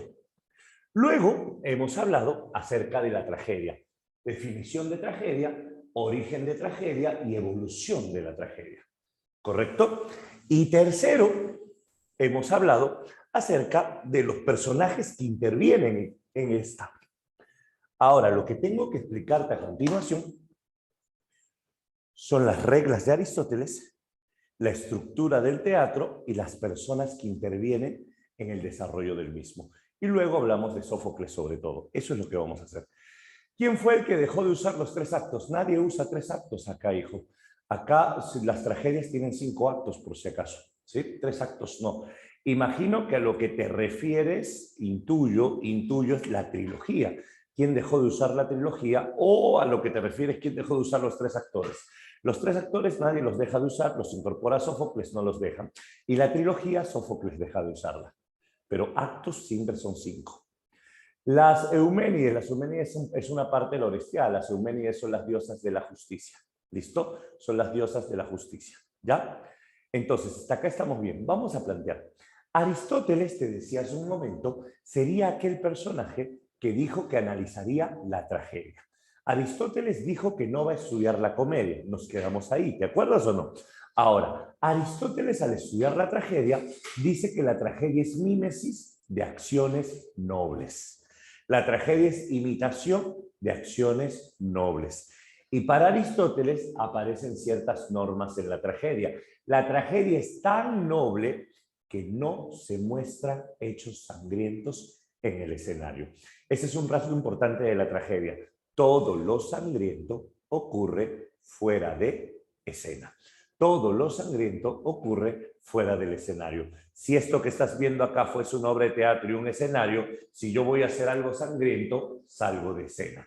¿Te das cuenta? Y como yo salgo de escena, tú solo vas a escuchar lo sangriento. Te van a contar lo sangriento, pero no lo vas a ver. Ese es un rasgo importante de la tragedia. Otro rasgo importante de la tragedia. Las mujeres van a quedar excluidas de la representación por motivos religiosos. Es una forma solapada de llamarle al machismo, ¿no? Por motivos culturales y motivos religiosos, las mujeres van a ser excluidas de la representación. Eso viene desde Arión y Tespis, ya lo hemos visto, ¿no? Las mujeres se excluyen de todo. Entonces, ¿eso qué significa? ¿Que no hay mujeres en la obra? Claro que sí. Una de las primeras obras que va a hacer Esquilo se llama Las Suplicantes. Y estamos hablando de mujeres. En la Orestiada hay mujeres. Clitemnestra instaura el matriarcado, te das cuenta, pero los varones asumen los papeles femeninos. Son los varones los que asumen los papeles femeninos y les sale muy bien. Ahora, otro detalle. Lo que pasa es que cuando un actor sube al escenario, bien lo has dicho, utiliza máscaras. Y las máscaras son parte de un concepto que tiene el teatro. El teatro tiene un concepto llamado metamorfosis. Metamorfosis dionisiaca se llamaba en esta época. ¿A qué le llamamos metamorfosis dionisiaca? Cuando subes al escenario te conviertes en otro. Te conviertes en otro. Por ejemplo, algo así como tus profesores. Cuando tus profesores están frente a la cámara, se convierten en otros. Suena raro, pero esto que tienes enfrente es un personaje. ¿Cierto? Esto que tienes enfrente es un personaje. Un personaje, claro, obvio, como yo le digo a los chicos que están en presencial acá, me ven alegre en el salón y fuera del aula me ven así como autista, caminando, sentado solito en un rincón, no hablo con nadie. ¿Te das cuenta? Una cosa es la persona real y otra cosa es el personaje que asumes frente a un salón. Eso es lo que pasa en el teatro. ¿Lo notas? Se llama metamorfosis dionisiaca. Claro, claro, por ejemplo, ¿no? Ahí está. Ahora, otro detalle más que tenemos. Estas tragedias van a tener algunos términos que podemos ir mencionándolos. Vamos a ver, sígueme por ahí, ¿ya? Mira, si hablamos nosotros de la tragedia, con esta tragedia hay una palabra clave que vamos a usar. Esta palabra clave se llama preceptiva. Su nombre lo dice, es la lista de preceptos o reglas que rigen la tragedia. que dice la Madonna está presente en todas partes, claro. Por ejemplo, cuando tú admiras a un actor o actriz, pero él solo tiene un papel, su vida real es otra, su carácter es otro, a eso se refiere. No. Los que están afuera del escenario no usan máscaras, solo el actor. Es más, te cuento, en la mayoría de casos, ni el coreuta ni el corifeo usa máscara. Lo que pasa es que ahí estás confundiendo la palabra actor con coreuta y corifeo. Son personajes diferentes. Los voy a explicar ahorita. Dame un segundo y si todavía tienes dudas, me preguntas. ¿Ya? Mira, si hablamos nosotros de la preceptiva, esta nace con el filósofo griego Aristóteles. Y si hablamos nosotros de Aristóteles, Aristóteles plantea todo en su libro Poética. En el libro Poética aparecen las normas de la tragedia. Entre las normas de la tragedia vamos a tener, primero, dijimos, está terminantemente prohibido, así le vas a llamar, terminantemente prohibido, primero, las muertes en escena. Si vas a matar a alguien, ¿dónde lo matas? Fuera de escena. Ya está. Segundo, está terminantemente prohibido, ¿qué cosa? Las mujeres en la representación. Es decir, las mujeres no van a participar de la representación teatral. Ah, ¿listo? Pueden ser personajes en las obras, pero son los varones los que los asumen. Ahora, a esto le sumamos otro punto. ¿Qué cosa? Acá hay algo que se conoce como las 3 unidades clásicas. Formalmente Aristóteles no las menciona, pero sí las alude. ¿Por qué? Porque los autores griegos sí le hacían caso a esta norma, era una tradición ya. Así como que las obras tenían 5 actos, justo lo que te decía hace un momento, siempre en las obras teatrales vamos a tener unidad de tiempo. Las obras teatrales duran un día. No vale decir y pasaron los años, no vale decir y pasaron los meses. Se pierde la idea que la obra comience el 5 de mayo y termine el 5 de mayo. Una cosa así, ¿no? A eso se refiere con unidad de tiempo. Claro, Lenka. Unidad de lugar significa que no vas a cambiar la escenografía, un escenario, no me cambies. Por ejemplo, dime cuál es el único escenario en Edipo Rey. Solo hay uno. El único escenario en Edipo Rey. Y sé específico, por favor, sé específico. No me digas el nombre de la ciudad. ¿Cuál es el único escenario en Edipo Rey? Excelente, lo mandas por interno, pero sí, muy bien, para que nadie se copie tu respuesta, eres lo máximo. Ya está. Y mira, nadie se copió porque no responden los demás. No te preocupes, lo dejamos con la duda al pueblo. Ajá. A ver, por último, claro, no menos importante. Ya, pero te estaba haciendo una pregunta, Olenka, no me la has respondido. Exacto a medias lo que acabas de decir, Carolina. El Palacio de Tebas, sí, pero la explanada del palacio o el frontis del palacio. Edipo Rey se desarrolla en la puerta del palacio, no adentro, sino afuera, porque Edipo Rey te muestra el contacto del rey con el pueblo. Es el rey atendiendo a su pueblo. ¿Te das cuenta? Es el choque entre las dos clases sociales. Ya está. Ahora sí. Y unidad de acción es que la obra muestra un hecho. No un acto, un hecho. Ahora, recuerda algunas cositas, por si acaso en el poco probable, no quizá, pero posible caso. Mencioné un par de palabritas, por eso las voy a repetir. Anagnórisis dijimos que era el reconocimiento, cuando reconoces a alguien. La otra dijimos que se llamaba peripecia. ¿Qué era la peripecia? El giro al mal estado. Cuando pasas del buen estado al mal estado. Y en algunas obras teatrales, sobre todo hasta las actuales, vamos a tener el Deus ex machina. Esto nace en Grecia. ¿Qué cosa era Deus ex machina? Dios en la máquina. ¿Cómo es eso? Cuando aparece un Dios o un personaje como Dios que arregla toda la situación. Como Atenea en la Orestiada, que lo resuelve todo, ¿cierto? Atenea lo resuelve todo. Ahí está. Listo, ya tenemos la preceptiva. Siguiente. Como notarás, estamos avanzando, pero un montón. Siguiente. El siguiente punto que tenemos tiene que ver con el espacio. Sí, lo resuelve todo. A ver, si hablamos del espacio teatral, mira, esto va más o menos así. yo tengo un escenario que adelante tiene un altar al dios Dionisio. Un altar, nunca se olvida de Dionisio.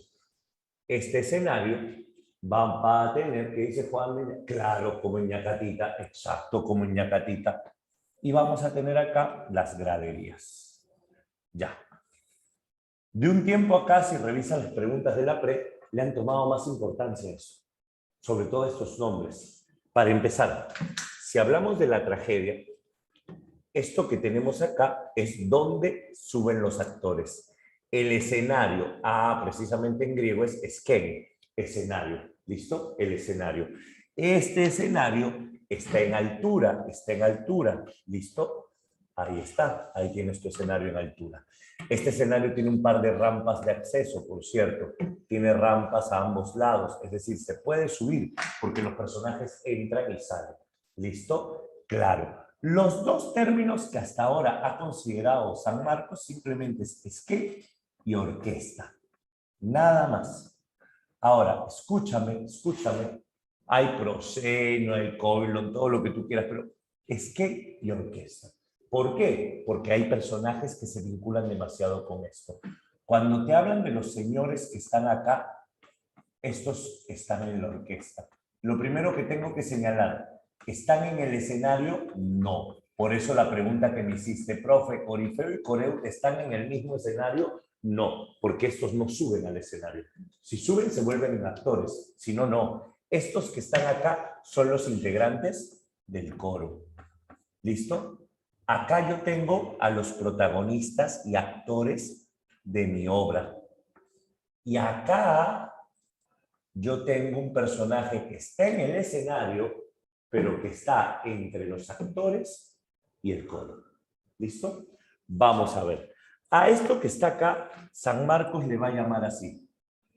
Simplemente en las preguntas de la pre viene como gradería semicircular. Nada más. Es donde está el público. O también viene con el nombre de edificio semicircular, edificio. Ahora, vamos a ver acá a otro personaje. Obviamente no necesariamente ahí, sino que es como un ejemplo. Mira lo siguiente. Comenzamos con estos señores que están acá arriba. Estos señores que están acá arriba son los actores. ¿Qué característica tienen los actores? Los actores se van a caracterizar. ¿Por qué? Porque ellos van a usar máscaras, ya dijimos. Los actores entonces van a encarnar lo que se conoce como la metamorfosis dionisiaca. Ya está, listo, lo tenemos, facilito. Siguiente, este señor que está acá, ¿cómo se llama? Corifeo.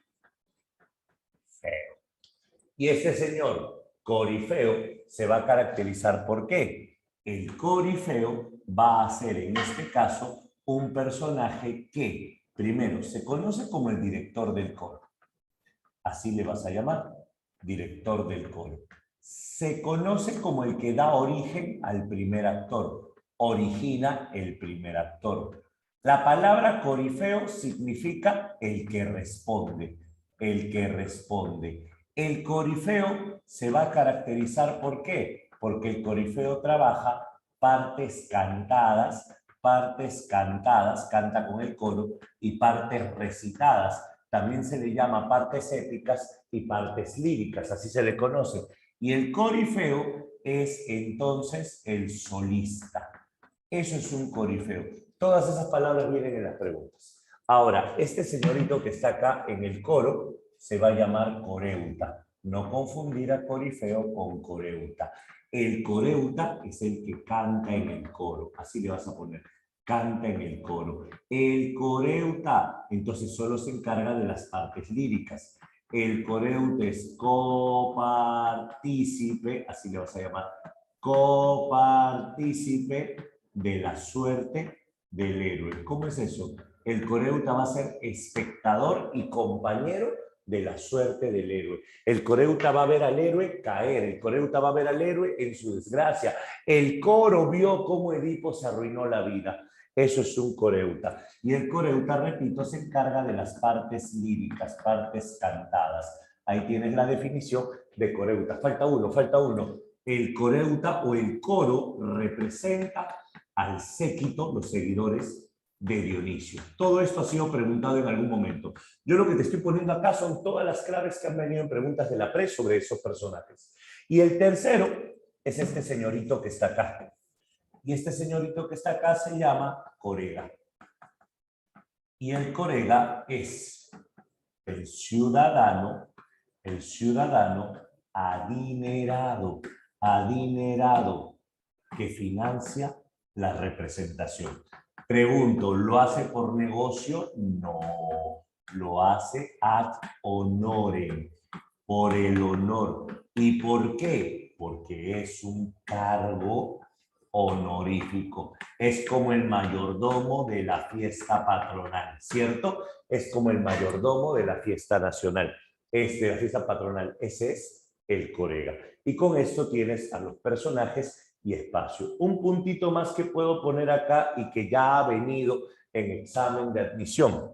Perdón, no ha venido en la pre, disculpe, examen de admisión no, en la pre. ¿Y en qué situación se hace todo esto? Es decir, es toda una ceremonia, ¿te has dado cuenta o no? Claro, y esta ceremonia se hacía en concursos. Y estos concursos donde se celebraban estas obras se llamaban grandes dionisiacas. Existen las grandes dionisiacas y las pequeñas dionisiacas. Los concursos de las pequeñas dionisiacas eran de comedia y los concursos de las grandes dionisiacas eran de tragedia. También se le llaman dionisiacas urbanas o dionisiacas de primavera. Dionisiacas de primavera. ¿Listo? Ahí está. Ahora sí lo tenemos. ¿Qué más necesito para cerrar esta pizarra? Ahora, ¿me hablas de los trágicos? Ya, hablemos de los trágicos. Lo que quiero en este momento nada más es diferenciar Esquilo de Sófocles. Y con eso lo podemos hacer. Sí, voy a poner ahorita eso. Justo voy a hacer eso, Lenka. Diferencia entre Esquilo y Sófocles en cuanto a aportes se refiere. Aportes de Eurípides sería como contexto nomás, solo para diferenciar. Siempre viene Sófocles y a veces lo comparan con Esquilo. Vamos a analizar ambos. Mira, vamos a ver. Esquilo, lo voy a poner solo como contexto y cultura general, no te traumes con Esquilo. Para empezar, quiero que los diferencies, atento. Esquilo sabemos que es el padre de la tragedia. Ya, listo, eso lo tenemos. Esquilo es el padre de la tragedia ateniense o el padre de la tragedia griega. Esquilo participó en las guerras médicas y eso lo va a influenciar demasiado. Primero, Esquilo te coloca dos actores en escena. No es lo mismo que dos actores en la obra. La obra puede tener muchos actores, pero en escena solo dos. Sale uno, entra otro. ¿Listo? Siguiente. Esquilo a nivel formal va a trabajar trilogías. Una trilogía son 3 tragedias en una. Y si son 3 tragedias en una, significa que voy a tener 3 escenarios, 3 días y 3 hechos. Es más amplio. Siguiente. Esquilo se va a caracterizar ¿por qué? Esquilo te coloca dioses en escena. Esto es a nivel de fondo. Esquilo te coloca dioses en el escenario.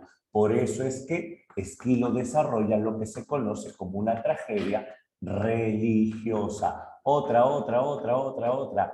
Esquilo disminuye la función del coro. ¿A qué se refiere? Si yo te voy a colocar 2 actores, aumento el diálogo. Y por lógica, si aumento el diálogo, ¿qué cosa disminuye? Disminuye el canto. A más diálogo, menos canto. Otro, Esquilo se va a caracterizar, ¿por qué? Porque en sus obras él exalta la democracia y las luchas por el poder, sobre todo el concepto de justicia. Por eso es que el Orestiada tiene como tema el abandono de la ley del talión. ¿Te acuerdas? Abandonar el ojo por ojo, diente por diente. Esquilo va a ser autor de los persas. Con esta le llamaron el poeta nacional. Acá te va a hablar de Darío, que le cuenta a su esposa cómo perdió Jerjes contra Grecia. Acá vamos a tener los 7 contra Tebas, la historia de los hijos de Edipo que se mataron el uno al otro. Vamos a tener Prometeo encadenado.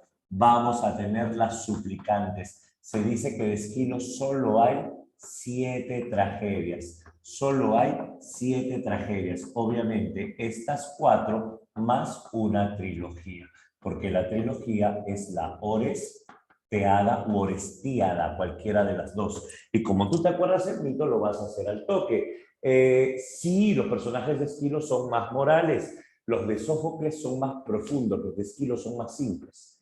Y los de Eurípides, esos sí son más descabellados. Ahora, si hablamos de la Orestiada, escúchame bien. Primero tiene Agamenón. Acuérdate que Agamenón al ganar la guerra de Troya regresa.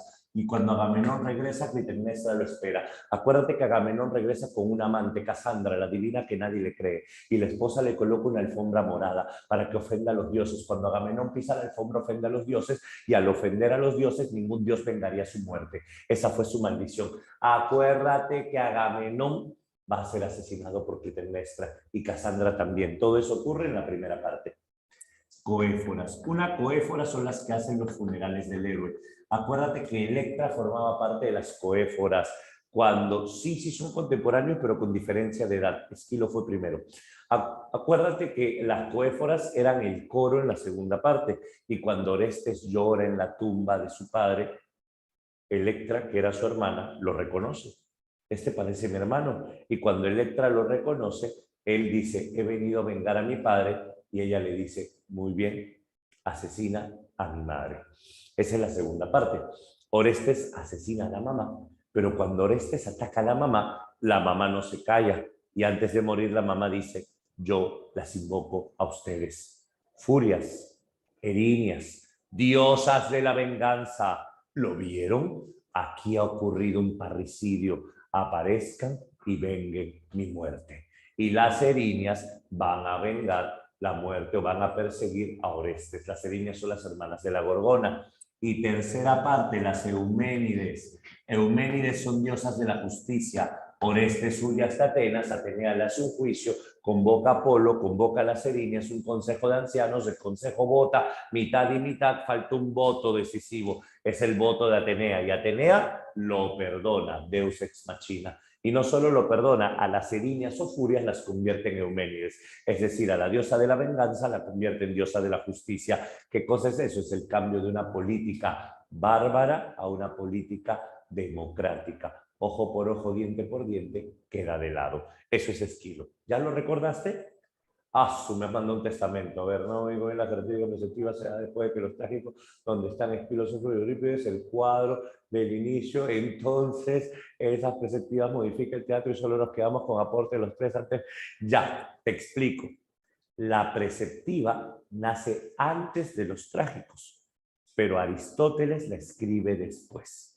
¿Cómo decirte? La preceptiva eran como normas que ya ellos las tenían como costumbre. Es decir, cuando tú ibas a hacer una obra, tú ya sabías que ibas a poner un escenario, un hecho, un día, ¿cierto? En cambio, lo que va a hacer Aristóteles tiempo después es escribir todo lo que ya había hecho.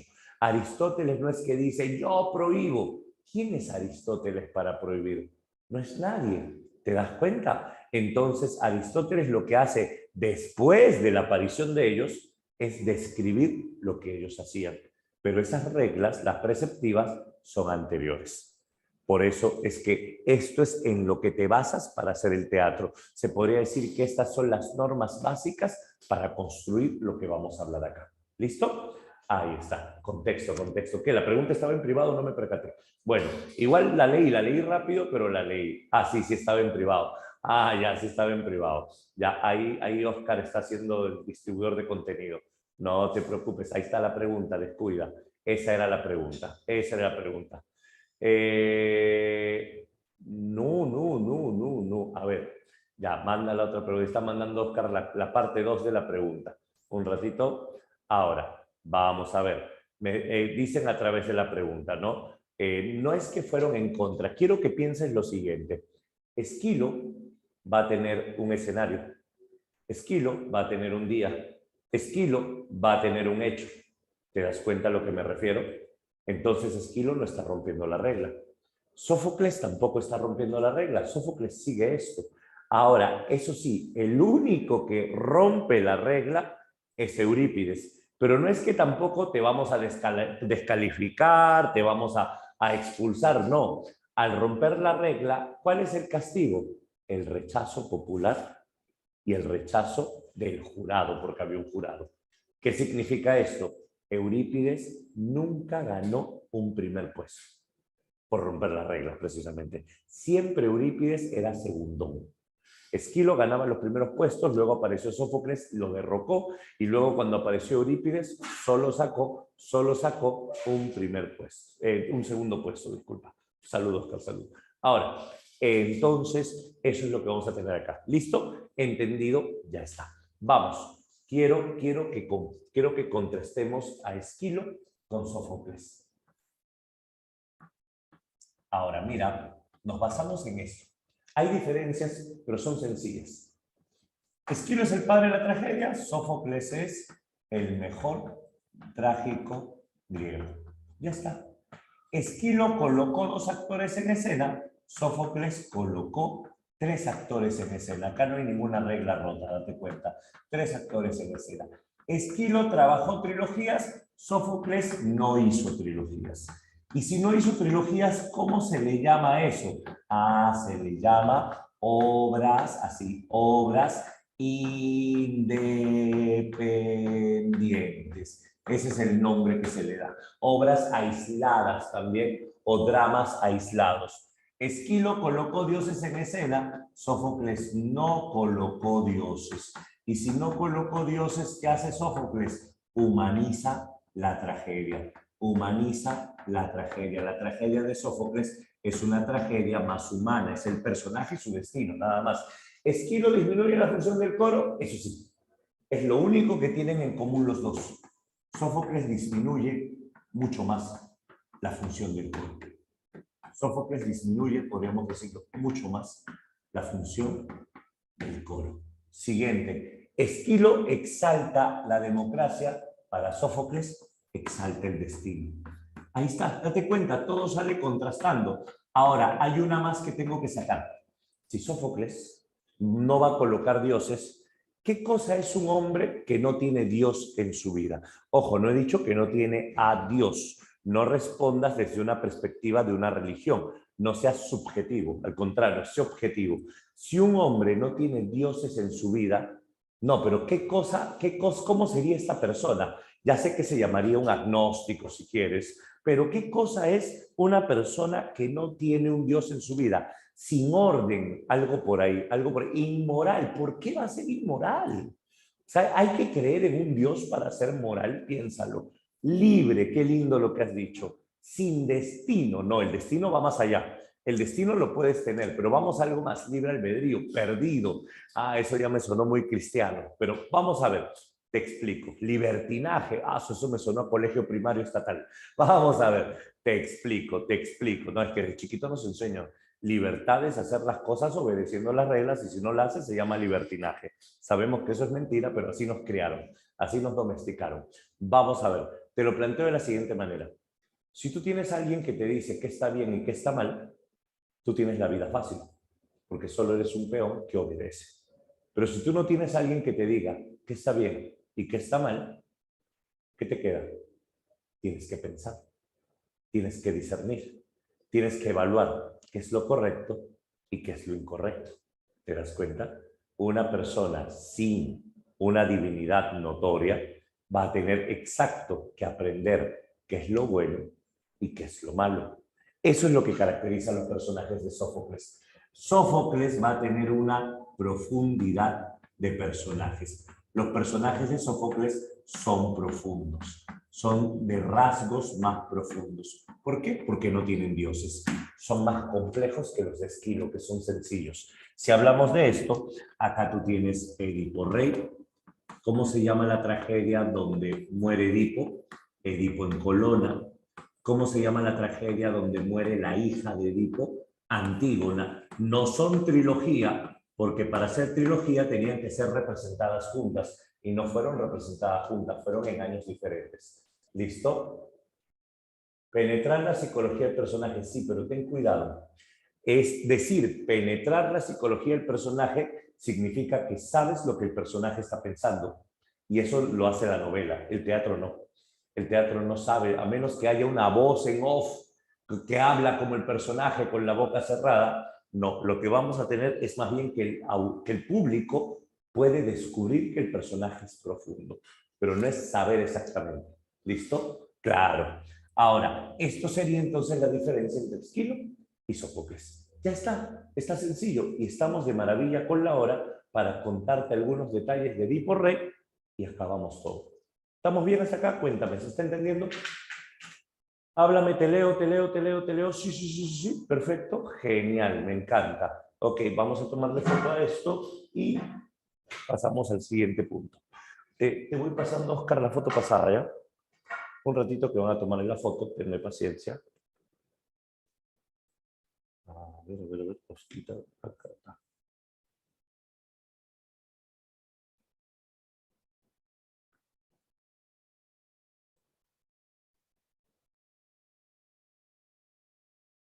Es lo más importante, hay que hablar de las características de Edipo Rey. Hay que hablar de los rasgos de Edipo Rey.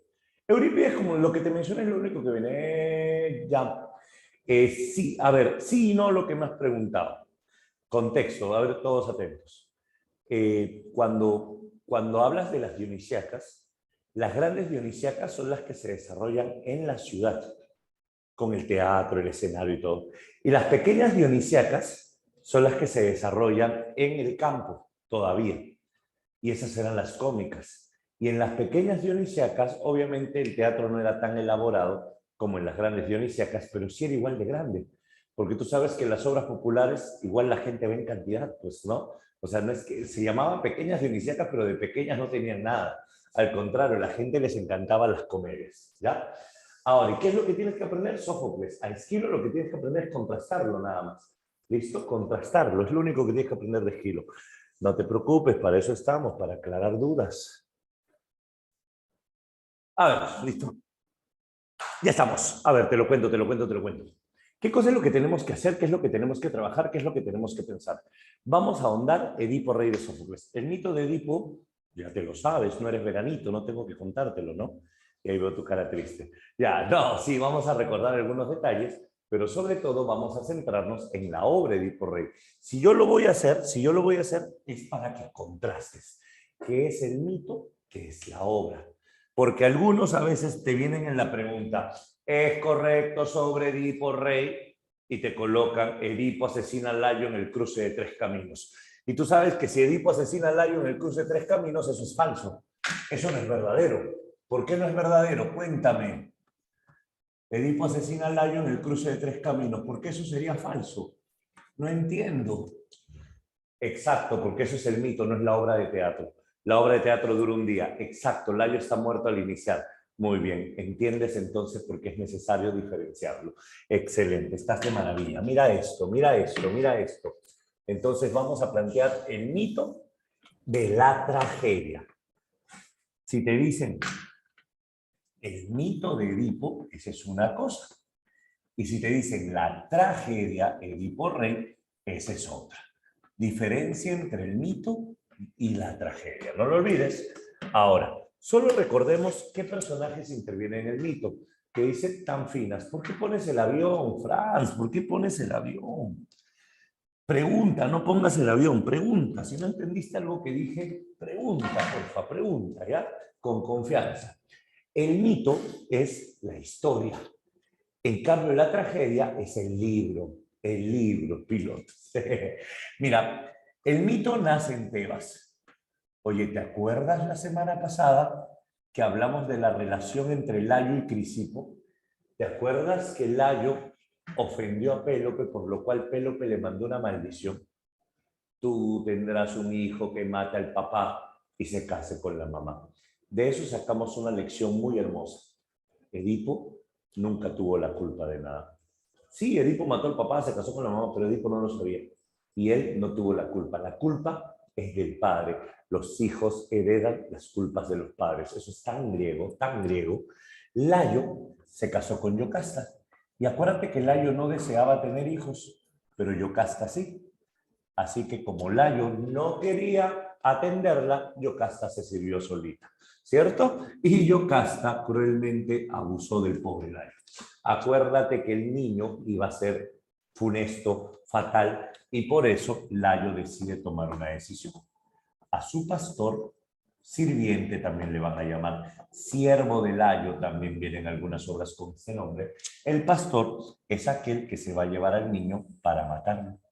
Y cuando el pastor lo atraviesa al niño de los pies y se prepara para matarlo, se detiene porque viene un mensajero. Y este mensajero le dice, pero el niño apenas es un bebé. Dile a tu amo que ya lo mataste y regálamelo. Yo veré lo que hago con él. Y este niñito que tenía que ser asesinado terminó siendo criado por los reyes Pólibo y Mérope. Edipo terminó siendo adoptado por los reyes Pólibo y Mérope. Y serían Pólibo y Mérope quienes le pongan el nombre de Edipo, el de los pies hinchados. Y así pasó mucho tiempo Edipo hasta que un tipo le llamó recogido. Eso despertó su duda. Y más duda cuando le preguntó a papá y papá no quiso responder. Y entonces Edipo fue al oráculo. Y el oráculo le dijo lo nefasto. Tú matarás a tu papá y te casarás con tu mamá. Edipo, pensando que su papá y su mamá eran Pólibo y Mérope, huye. Y en la triple encrucijada o cruce de tres caminos, Edipo casi es atropellado y está tan estresado que reacciona mal. Y que en ese momento persigue al carruaje, asesina al anciano que estaba en el carruaje sin ver que había otro hombre oculto. Este hombre le vio la cara, pero Edipo no lo vio a él. ¿Quién era ese hombre? Este mensajero. Y si este mensajero, ese hombre, Layo era el que acaba de asesinar. Edipo mató al papá y no lo sabe. De todos los caminos que puede tomar, Edipo toma precisamente el que lo lleva a Tebas. Y cuando Edipo llega a Tebas, estaba estresado, Nicolás. Imagínate tú, acabas de ver tu resultado y te sale no alcanzó vacante. Y de pronto estás caminando por la calle y una combi te quiere atropellar. Yo te pregunto, ¿vas a reaccionar bonito? No creo. ¿Cierto? No creo. Obviamente el que esté enojado, el que esté indignado, no reacciona bien. No lo maltraten, no lo maltraten. Le rompo el espejo. Yo también, obvio, yo también. Cuando estamos de malas, reaccionamos sin pensar, ¿cierto? No lo culpemos a Edipo, ¿ya? No lo culpemos a Edipo. Ahora, entonces, te contaba, no lo maltraten, me pincho la llanta. Edipo mató al anciano y de todos los caminos que pudo tomar, tomó el que lo lleva a Tebas. Y en la entrada de Tebas había una peste, era la esfinge. La esfinge es un ser aterrador con cuerpo de felino, alas de águila y lo que da mucho miedo, cabeza de mujer. Y la esfinge te hace una pregunta y si tú no contestas, te devora. Y entonces el acertijo, ¿no? ¿Cuál es el animal que en la mañana camina de 4 patas, al mediodía de 2 y en la noche de 3? El hombre. Luego le dice, son dos hermanas separadas al nacer, cuando llega una, la otra inmediatamente se va. ¿Qué es? Y Edipo contesta, el día y la noche. Muy bien, Nicolás. Y entonces Edipo vence a la esfinge muere. Hay varias versiones sobre esto, pero eso sí te digo, pocas versiones dicen que Edipo asesina a la esfinge, sino que la esfinge fue derrotada con el acertijo. No es que Edipo machazo agarró, le cortó el cuello, no, no, no, no, no.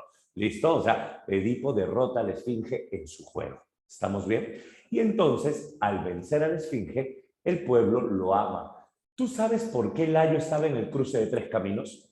¿Tú sabes por qué la esfinge estaba ahí? Siempre aprendemos algo nuevo. Habla. ¿Lo sabes o no? ¿No lo sabes? Claro, porque según la historia, Edipo... Ah, claro, Edipo es belicoso, eso sí.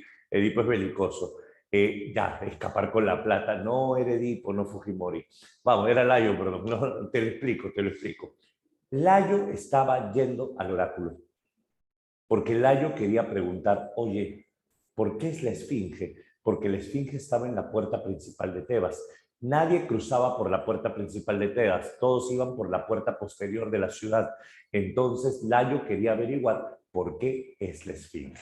Y la pregunta es, ¿por qué es la esfinge? Porque la diosa Hera quiso castigar a Layo por lo que pasó con Crisipo.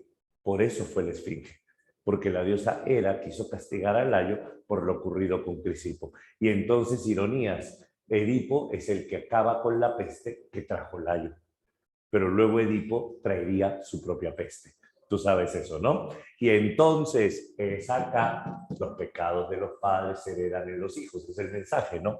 Es acá que Edipo al vencer la esfinge fue amado por el pueblo, es nuestro salvador, nos ha salvado, estamos agradecidos, ¿no? Y le dice, ¿cómo te llamas? Soy el príncipe Edipo de Corinto. ¡Viva el príncipe Edipo! Y al ver que es príncipe, y Yocasta es la reina que está viuda, habla, ¿vas o no vas? Y Edipo aceptó. Se casó con la reina, sin saber que era su mamá. Un momento, ¿sabes por qué Edipo Rey es tan importante en Atenas? ¿Por qué hablas tan bien de un rey si estamos en Atenas? Porque Edipo, qué maleada, qué maleada. Porque Edipo, escúchame bien, hay un detalle. Edipo es amado en Atenas porque Edipo es el símbolo de la democracia. Edipo, como personaje literario, es excelente para que la gente entienda la democracia, porque Edipo es un rey que prácticamente fue elegido por el pueblo, y porque Edipo es un rey que ama y se preocupa por su pueblo. Por eso la primera escena de Edipo Rey es un mitin. Señor Edipo, atiende el clamor de tu pueblo. Y Edipo sale y dice, querido pueblo, yo no soy ajeno a tu dolor. Esa es la primera escena de Edipo Rey. Eso es un acto democrático, ¿te das cuenta o no? Por eso es que Edipo es un símbolo en Atenas. Ahora, si hablamos nosotros de Edipo Rey, Edipo está casado con Yocasta. Edipo Rey comienza así, no hay Layo. Y Edipo tiene 4 hijos con Yocasta. Los 2 varones son Polinices y Eteocles. Spoiler, Polinices y Eteocles se matan el uno al otro. Después de la muerte de Edipo, ¿no? Se matan el uno al otro. Y las 2 hijas, Antígona e Ismena. Antígona muere peleando contra su tío e Ismena acompaña a Edipo hasta el último día de su vida. Esos son los 4 hijos de Edipo. ¿Listo? Acuérdate que el coro es el pueblo. Y en Edipo Rey, el pueblo está viviendo una peste, la peste de infertilidad. La gente no se reproduce, tampoco los animales, ni las plantas crecen. No, no es que Layo se iba por la esfinge, Layo estaba yendo al oráculo de donde venía Edipo para averiguar por qué es la esfinge. Eso era. Ahora, entonces, Edipo, en ese preciso momento, dice, yo no soy ajeno a tu dolor, querido pueblo. Ya mandé a Creonte al oráculo. Y miren, ahí viene Creonte. Dinos, déjenlo pasar, por favor. Creonte, dinos por qué es la peste. La peste es porque el asesino de Layo vive entre nosotros. Primera revelación. Lo que Creonte revela es que el asesino de Layo vive en Tebas. ¿Cuál va a ser la primera necesidad de Edipo? ¿Buscar a sus padres o buscar al asesino de Layo? ¿Cuál es la prioridad para Edipo? Unidad de acción. ¿Cuál es la gran acción? Buscar al asesino de Layo. Esa es la acción que se va a ejecutar en la obra. ¿Dónde radica la anagnórisis? En que el asesino de Layo va a buscar al asesino de Layo. Es decir, cuando descubras al asesino, vas a descubrir que fuiste tú y te enteras de toda tu vida. Esa es la novedad acá. Ahora, entonces Edipo manda llamar a Tiresias. Edipo maldice al asesino de Layo, maldito sea el que mató a Layo, maldito sean los hijos y los hijos de sus hijos, maldita sea la mujer con que vive, maldito sea todo el que lo quiera. Maldijo a todo el mundo, porque el pueblo lo ama, ¿cierto? Y este Edipo cuando llega a Tiresias, Tiresias siente una presencia extraña. Edipo lo toca y Tiresias dice, ahora lo veo todo claro. Pero tú qué ves si eres ciego. Yo sin ojos veo mejor que tú con 2. Tremendo spoiler, ¿no? Yo sin ojos veo mejor que tú con 2, pero al final del día veremos quién está ciego. Se la dijo. Se la dijo. Y en ese momento dice, no me acordaba que era por esto. Por favor, permite que me vaya. No digas eso, anciano. Tú que todo lo sabes, que eres protector de esta ciudad, tú que conoces las cosas ocultas, te hemos traído porque el oráculo nos ha dicho precisamente que tenemos que encontrar al asesino de Layo para darle un castigo. Ayúdanos a encontrarlo. No, no puedo. Por favor, dinos quién de estos mató a Layo. Y le dice, ahí está el problema. El asesino no está en el pueblo, está en el palacio. No me digas qué. Creonte. Seguro Creonte, maldito Creonte, seguro me va a querer matar a mí. No te digo que eres ciego. Habla. No lo diré. Dime, no lo diré. maldito anciano, y Edipo se descontrola. Tú eres un charlatán, no quieres decirme, sabes quién es y no te interesa este pueblo. ¿Qué te voy a creer? ¿Acaso tú salvaste al pueblo de la Esfinge? Quien lo salvó fui yo. ¿Dónde estabas cuando estuvo la Esfinge? ¿Ah? ¿Dónde estabas, viejo charlatán? Dado que me has ofendido y yo solo le debo culto al dios Apolo, te responderé. Solo te digo que ahora ves, pero antes de que acabe el día, todo será oscuridad. Y no solo eso, estás tan ciego que no te das cuenta en qué desgracia estás, ni qué tan bajo has caído. Y si te digo que buscas al asesino de Layo, el asesino de Layo eres tú. Lo mandó a volar, el asesino de Layo eres tú. Y se fue, así.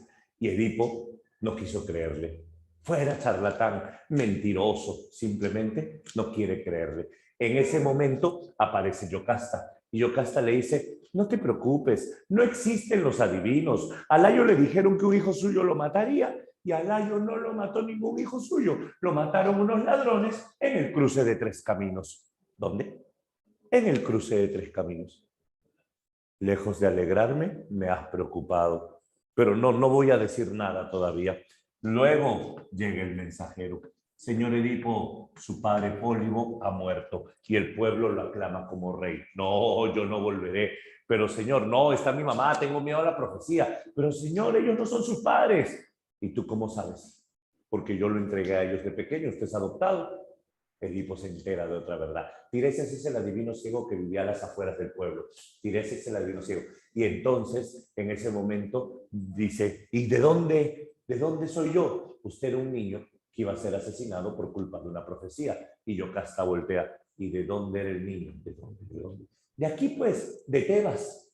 Cuando Yocasta le mira la cara a Edipo, Yocasta le ve el parecido con Layo. Yocasta en ese momento dice, Edipo, no preguntes. Edipo, no averigües. Yo quiero saber. Yocasta se enoja y se marcha. Es donde sale de escena, ya sabes lo que pasa fuera de escena. Y ahí viene el último personaje, el pastor. Y es el pastor el que llega. ¿Y qué hace ese pastor allí? El pastor era el único testigo de la muerte de Layo. Por eso lo habían traído. Y entonces cuando el pastor aparece, en ese momento el mensajero dice, ese me entregó a ti. Guardias, ¿quién es? Es el único testigo de la muerte de Layo.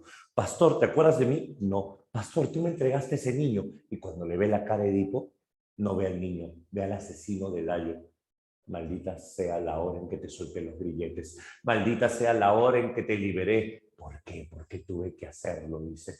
¿De qué hablas? Tú matarías a tu padre, tú te casarías con tu madre. Yo no he matado a nadie. Ah, no. Y el cruce de Tres Caminos. Ese día mataste a tu padre y luego viniste y te casaste con tu madre. Edipo lo entendió. Edipo sale fuera de escena. Todos se quedan sorprendidos. Aparece un paje y el paje dice, he visto algo aterrador. Primero entró la reina Yocasta gritando, Layo, Layo, Layo. Se encerró en sus aposentos. Luego vino el señor Edipo, abrió las puertas y la reina estaba muerta. Se vio ahorcado con sus cabellos y el señor Edipo comenzó a gritar, no merezco ver lo que vi, no merezco tocar lo que toqué. Profané el vientre de mi madre con 4 hijos. Y si con los ojos abiertos no entendéis la vida, pues ahora con los ojos cerrados he de verla mejor.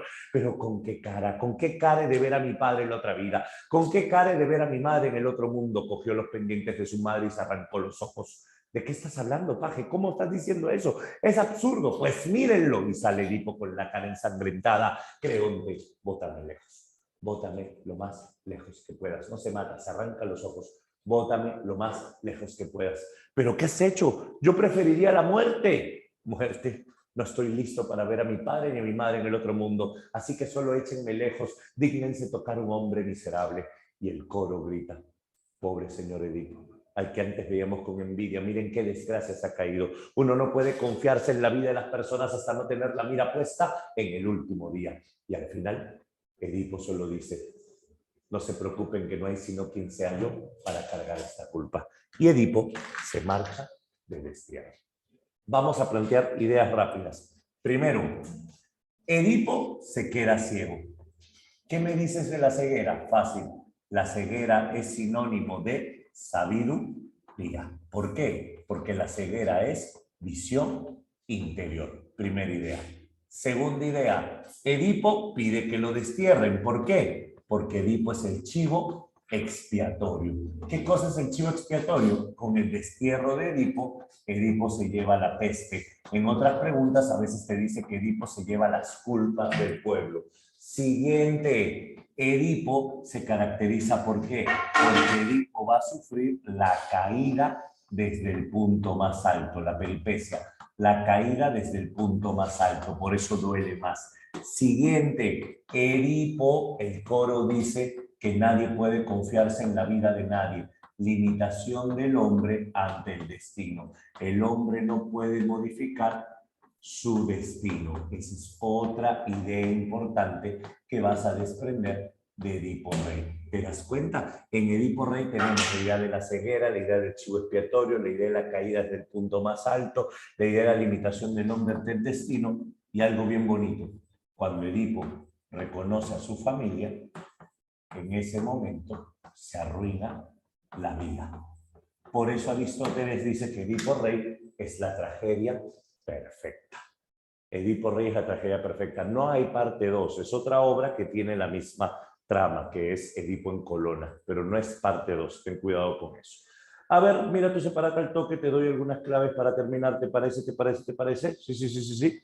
A ver, pequeñín, tienes acá la pregunta número 1. Si bien Esquilo y Sófocles privilegiaron la acción dramática, ¿qué significa acción dramática? Hay más diálogo, hay menos canto. Sus aportes se diferencian, ya que el primero y el segundo. Ah, fácil. Hay varias diferencias. Acá aumentó Esquilo 3, no profundizó, no, allá salió pues uno la D, uno la D, uno trabajó trilogías y el otro no. Facilito. ¿Qué marcaste en la 2? Con relación a la tragedia de Edipo Rey, marca la alternativa que contiene la afirmación correcta. Claro, en la 2, ¿por qué nace la peste? Porque el asesino de Layo vive entre nosotros. Beso. 3. El héroe en la tragedia, ¿cómo adquiere dignidad? Cuando se enfrenta al destino, cuando lucha contra su destino. ¿Cuál sería la clave de la 3? La clave de la 3. Edipo al final acepta sus culpas. Por cierto, la A no opone resistencia. No, no es que no opone resistencia. Lucha, la C, la C. La C es la respuesta. Si Edipo no hubiera opuesto resistencia, se hubiera quedado en Corinto. Eso se llama dignidad trágica, por cierto, te lo voy a poner acá. La dignidad trágica es que Edipo acepta su destino. Al final, lo acepta. 4, con relación al teatro griego. ¿La gradería semicircular están los actores? No, el público. ¿El espacio llamado orquesta es para los coreutas? Sí. ¿Por norma se eliminó el personaje femenino? No, se eliminaron las mujeres del escenario, no los personajes femeninos. ¿Y los actores negociaban? Nadie negociaba. Besos, solo 2. 5. Con relación a los siguientes enunciados, ¿Esquilo redujo a 3 los integrantes del coro? No. ¿Esquilo prefirió el drama aislado? No. ¿Sófocles amplió el campo de la acción dramática? Sí. ¿Por qué? Porque hay mayor profundidad. ¿Y Sófocles configuró los fundamentos? No, eso ya existían de antes. Solo 3. 6. Con respecto a la verdad o falsedad de Edipo Rey, marca la secuencia correcta. ¿Por qué no estoy viendo claves? ¿No has venido leyendo la separata? ¿Es en serio? ¿Por qué nadie me manda claves? ¿La has leído o no la has leído? Ah, ya tienen claves al final, pero no la han intentado. Lo que me pregunto es si la han intentado. Siempre tú me mandas las claves cuando yo voy leyendo. Ya, están al final, pero entonces vamos explicándolas, ¿sí? Escúchame. Igual la idea es explicar, no te preocupes. Así estén al final, tú ni las mires. Inténtala, inténtala. Esta tragedia se inicia con la muerte de Layo. ¿Sabes que es falso? Porque no. Tiresias es el causante de la peste. Tiresias no causa nada. Al conocer su origen, Edipo mató a su padre. Al conocer su origen es el final. Y al final Edipo es un chivo expiatorio. Claro, la 6 tiene que ser la C. La 6 tiene que ser la C. La 7, cuando Edipo descubre, se demuestra que el hombre no puede oponerse al destino. El hombre no puede oponerse al destino. Entonces la 7 sería la letra D. Muy bien. 8, la tragedia griega surgió del ditirambo. ¿Qué es un ditirambo? El canto en honor a Dionisio. Casa. 9, ¿las representaciones trágicas tenían como fin la mímesis? No, la palabra que debe ahí es catarsis. ¿La máscara representaba la personificación del héroe? Sí. ¿Se excluía a las mujeres? A las mujeres, sí. ¿Los gastos de las dionisíacas eran del coreuta? No. ¿Y el terror y la violencia no se mostraban? Sí. La clave es la D. Y la 10, a ver. Con relación a la Orestiada, en la última parte de la trilogía, A es el cambio, la transformación, la letra D. En la 11, Esquilo aumentó a 3 el número de actores. No, ese era Sófocles, ¿te acuerdas? Esquilo amplió la participación del coro. No, ese Sófocles amplió el diálogo, mejor disminuyó el coro, perdón. Sófocles profundizó en la personalidad, sí. Utilizó la unidad de que como criterio de composición, unidad de lugar, unidad de tiempo, sí. ¿Y ambos aumentaron la cantidad de coregas? No. 11 la D. A ver, en la 12 ya tienes las claves, entonces, ¿te parece si vamos a hacer un pequeño desafío? La pregunta, vamos a hacer una pregunta compleja mejor. A ver, esta está bonita, esta está bonita. ¿Qué te parece si vemos la 19 con el texto, como un desafío, ya? Con respecto al anterior fragmento de Edipo Rey, marca lo correcto. En relación con el contenido temático de la obra, Edipo, así perezca aquel, sea el que sea, que me tomó en los pastos, desatando los crueles grilletes de mis pies, me liberó de la muerte y me salvó, porque no hizo nada de agradecer. Si hubiera muerto entonces, no habría dado lugar semejante a la penalidad para mí y los míos. ¿Qué está hablando Edipo Rey? Maldita sea la hora en que me soltaron los grilletes. ¿Cierto? Maldita sea la hora en que me soltaron los grilletes. Con respecto al fragmento, ya para responder tu pregunta, mira lo que estoy leyendo. Con respecto al fragmento de la tragedia Edipo Rey. Si te preguntan por el mito, escribirían el mito de Edipo, nada más. ¿Te das cuenta? En relación con el contenido temático, Edipo, claro, acá el tema es el destino. Maldita sea la hora en que se cumplió el destino. Exacto. La clave sería la letra D. ¿Listo? Hagamos algo sencillo porque tú eres intensivo. Si en alguna clave, siempre considera esto, si en alguna clave dice una letra y tú crees que es otra, o no tienes duda, o tienes duda, perdón, mándale la foto de la pregunta a Oscar, que tú sabes que yo buenamente te mando la respuesta. Oscar me la manda a mí, yo le mando la respuesta y te la hacemos llegar con confianza. ¿Listo? Sabes que cuentan conmigo. Bueno, señores, obvio que sí, sí se puede. Cuando tengas una duda, mándasela a Oscar, él me la hace llegar. Para eso estamos. Me demoro a veces un poquito en responder porque estoy trabajando, pero te las mando. ¿Listo? Un abrazo, señores. Quiero ver sus quizzes. Cuídense mucho y como siempre, gracias totales. La Orestiada ya la resumí y la recontrarresumí. Te dije qué cosa pasaba en Agamenón, en las Coéforas y en las Euménides, porque no está en el prospecto, solo hice el panorama rápido. ¿Listo? En la gradería está el público, el público, el público.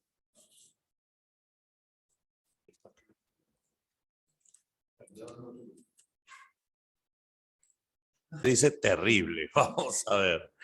Con relación a la tragedia de Edipo Rey, marque la afirmación correcta. Mira, han marcado 85 y 103. ¿Qué dice la de 85? La tragedia inicia con la predicción del oráculo de que Edipo mataría a su padre. Niño, niño, niño, niño. La tragedia dura un día. La tragedia comienza cuando Edipo ya mató a su papá. Lo dijimos, Edipo ya mató a su papá. Ya se casó con su mamá. No podía ser esa. Recuerdo, unidad de tiempo. Oye, esa pregunta estaba en la separata, ¿no? La peste que asola Tebas es causada por un gran culpable, gran culpable. ¿Qué dice? A ver, ¿quién marcó la otra? La obra muestra el ascenso de Edipo que llega a ser rey. No, ya era rey. ¿Y quién marcó la primera?